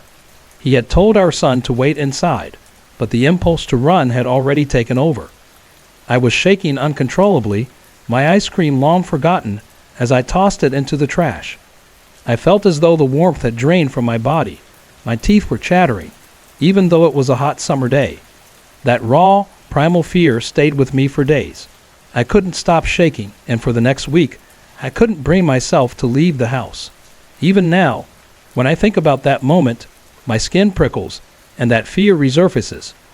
But who or what warned me that day? I still don't know, but I thank God for that voice, for the instinct to listen. If I hadn't, I might have lost him. This wasn't the only time I'd had experiences like this. As a child, I had an uncanny ability to sense people's true nature. One moment stands out to me more than any other. When I was about 8 or 9 years old, I felt a wave of fear surrounding a certain man. He was always kind to me, never made me feel uncomfortable, but something about him just didn't sit right. Years later, I found out the truth. He was a predator.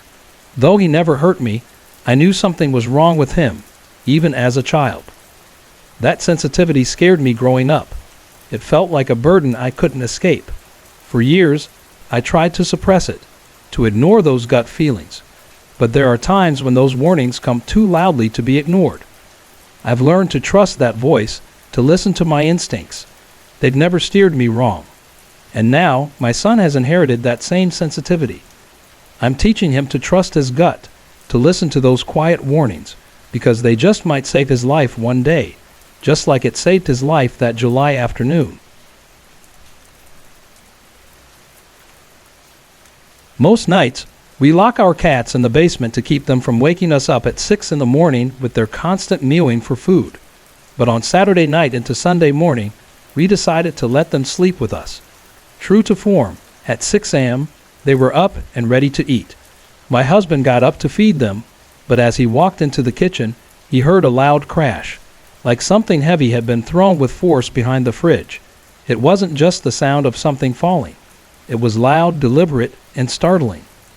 He checked behind the fridge and found my Christmas cookie container, which had been sitting on top of the fridge, now lying behind it.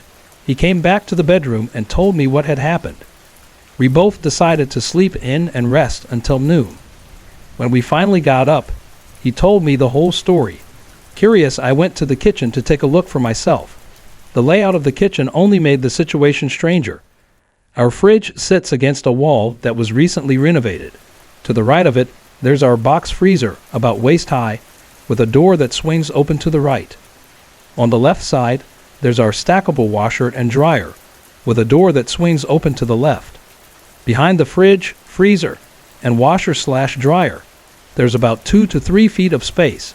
When I opened both doors, sure enough, I found the cookie container behind the fridge, along with some other items that had been pushed back into that tight space. We asked our kids if they had moved the container, but they swore they hadn't touched it. We even thought about the cats, but the doors to the area had been closed, so there was no way they could have gotten back there. The whole thing was baffling. Later, as I was leaving the kitchen, I suddenly heard my husband shout, "Ouch!" I rushed back to find him standing there, looking completely stunned. I asked him what had happened, and he explained. While trying to retrieve the cookie container, he had leaned over the freezer, with his upper body reaching behind it. He couldn't quite reach it, so he leaned in further. That's when he got stuck, his upper body wedged in an awkward position, and he couldn't pull himself back up. Then he felt something grab his hair and yank him upward with force, pulling him free. We've been married for 20 years, and in all that time, we've never experienced anything like this. My husband is 54, a lifelong Christian with a deep faith, something I've always lacked. This was his first paranormal experience, and while he said the hair pulling was painful, he admitted it helped him out of a tough situation. I had a similar experience about a year ago. I was having a rough night, grieving the loss of my parents. The next morning, as I got out of bed, I began to cry, speaking aloud about how much I missed my mom. Suddenly, I felt a hand lightly tap the top of my head, twice. I froze, turning around, but no one was there. We've both wondered who this spirit could be. Despite these strange occurrences, we still feel safe and comfortable in our home. There's no sense of negativity or malice. In the beginning, I experienced more frequent paranormal activity, but it stopped after I firmly asked the spirit to leave and stop scaring the kids. Thinking back, we've tried to pinpoint when this activity started. It seems to coincide with the time we renovated our house. My parents passed away around that same time, and the only other significant change was the purchase of a second-hand recliner. Now we're left wondering how to help this spirit find peace, or even guide it to move on. If it's someone watching over us, we're grateful, but we also want them to find rest. Has anyone else had a similar experience? And if so, how can we help this spirit find the peace they deserve?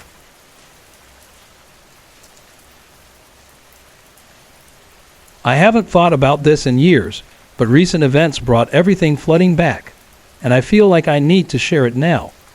My fiancé doesn't believe in ghosts, demons, or anything supernatural. To him, it's all just urban legends. Even though he's witnessed a few strange occurrences since meeting me, he dismisses them as tricks of his imagination. But this isn't about him. It's about me, my experiences, and one particular event that still haunts me. I've been sensitive to the paranormal for as long as I can remember. My experiences started when I was around 5, and at times, they triggered seizures at night. Back then, I had no idea what was happening. My parents told me I was just sick, and that I'd get better soon. I believed them, until I got older and started piecing things together. But this story begins when I was about 13 or 14. I'm 21 now, and I still have nightmares about it. The house where it all happened was in a small town in Pennsylvania.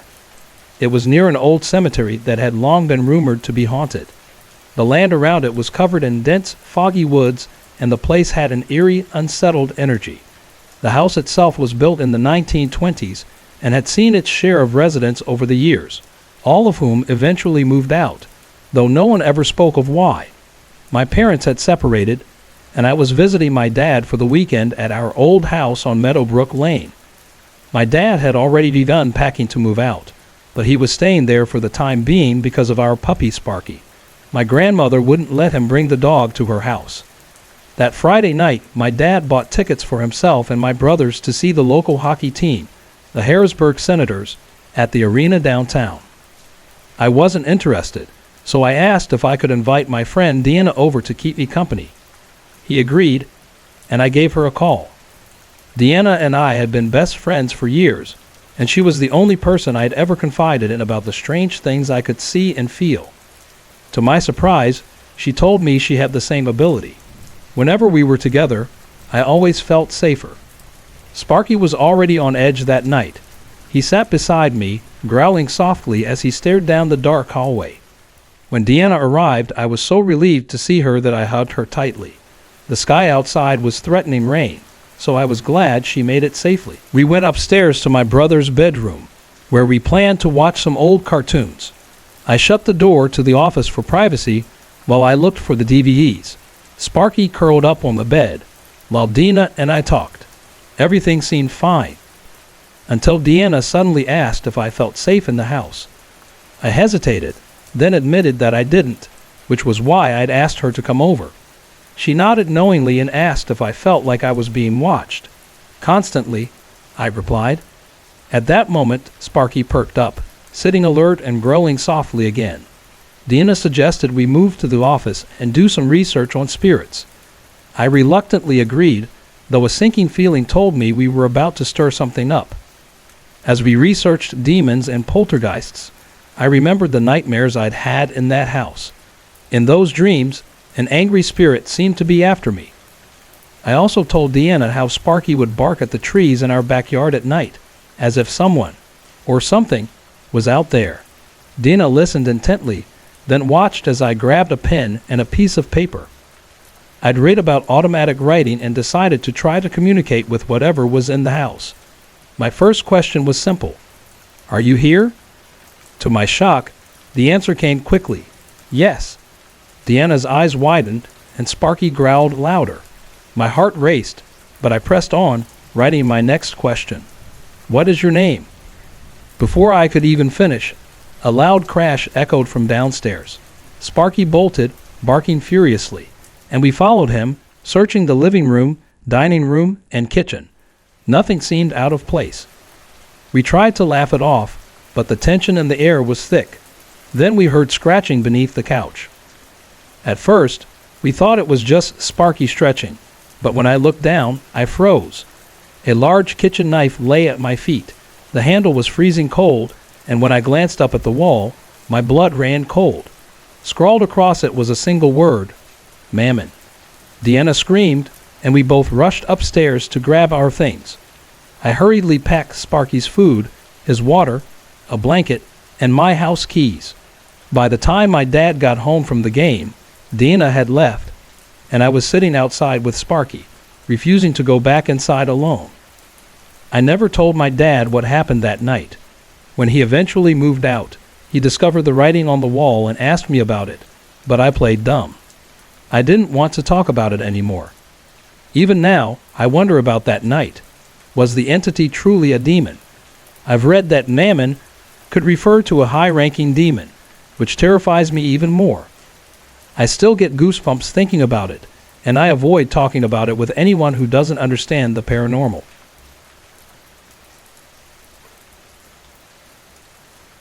It was 10 years ago when I was 19, working a part-time job at a local diner, that I met a girl named Sarah. We hit it off almost instantly, bonding over shared experiences of being young, restless, and still figuring out life. At the time, Sarah was living with another girl, but after some tensions between them, she ended up moving in with me and my family. A few weeks later, we both agreed it was time to find our own place, so we started looking for apartments. It didn't take long before we found a cozy basement-level apartment in a quiet neighborhood. Sarah had always been into the occult, not anything too extreme, just tarot cards, crystals, and a few harmless rituals. It didn't bother me, though. We were both young and exploring, and it seemed like a fun hobby, nothing to worry about. Little did I know that it would soon lead to things I couldn't explain. About a month after we moved in, our landlord, Susan, stopped by one afternoon to do some laundry. We were chatting casually when the conversation turned to ghosts. Susan, almost nonchalantly, mentioned that she believed the apartment was haunted by the spirit of her late mother, and possibly a few others. I didn't think much of it at the time. I wasn't the type to believe in ghosts. Maybe it was because I never had any reason to. It just didn't faze me. But then, things began to change. A couple of weeks later, it was around midnight when I was fast asleep. Suddenly, Sarah came into my room, her voice cutting through the silence. "There are ghosts here," she said, her tone dark and serious. "And they don't like you. Be careful." She turned and left just as quickly, leaving me in the dark, wide-eyed and confused. I tried to brush it off, convincing myself it was just a strange dream, but something about it didn't sit right with me. I decided to go into her room, but when I opened the door, she was fast asleep, completely unaware of what had just happened. At first, I thought she might have been playing a prank or pretending to be asleep, but when I asked her about it the next morning, she had no recollection of what she'd said. I tried to dismiss it as a bizarre night terror, but deep down, I felt a sense of unease. Then about 3 weeks later, things took a darker turn. One night, we were watching TV together when I decided to head to bed early since I had to be up for work at 5 a.m. I fell asleep quickly, but around 2 a.m., something woke me. It wasn't a sound, but a feeling, a heavy, suffocating presence in the room. My heart began to race as I sat up in bed, the air suddenly thick with something I couldn't name. I felt as if I wasn't alone anymore, so I got up and walked to the bathroom, hoping it would clear my mind. But the feeling stayed with me, lingering in the hallway and creeping up my spine. I left the bathroom and tried sitting in the living room to distract myself. But that's when it happened.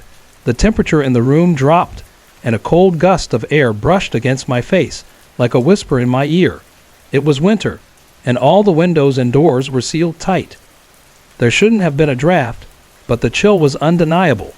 I wrapped myself in a blanket, trying to shake off the eerie feeling. That's when I heard it, a faint whispering, almost like muffled voices circling around me. It wasn't in my head. I could hear it, coming from all directions. It felt as if the voices were closing in, taunting me, growing louder by the second. I froze. My body was paralyzed with fear. What was happening? Was I imagining it? I began to panic, my heart racing faster. The voices grew louder, the cold more intense. I was terrified. In a moment of sheer desperation, I did the only thing I could think to do. I prayed. and I'm not someone who prays often. But in that moment, I whispered through trembling lips, "Please, God, make it stop. I'm scared. Please make it stop." And just like that, everything went silent. The whispering, the chill, the presence, it all vanished. The air warmed up again, and I could breathe once more. It was as if the whole room had shifted back to normal, and I could finally relax. I'm not sure how long I stood there, trying to shake off what had just happened, but eventually, I gathered the courage to go back to bed. I fell asleep almost immediately, as if nothing had occurred. But when my alarm went off at 5 a.m., I was still shaken. I rushed through my morning routine, desperate to get out of that apartment. The thought of returning made my stomach turn. For the next few weeks, I couldn't bring myself to stay in that apartment. I stayed at my boyfriend's place or crashed at a friend's house. I couldn't bear the thought of going back. Eventually, I moved back in with my parents. I never told them the full story, but they could tell something wasn't right. Even now, I can't explain what happened that night. The voices, the cold, the overwhelming sense of dread, it felt so real. And sometimes when I'm lying in bed at night, I can still hear those whispers. What do you think happened that night? Could it have been my mind playing tricks? Or was there something truly there? Sorry to interrupt. If you're enjoying the story, let me know in the comments and tell me where you're watching from. Don't forget to like and subscribe for more.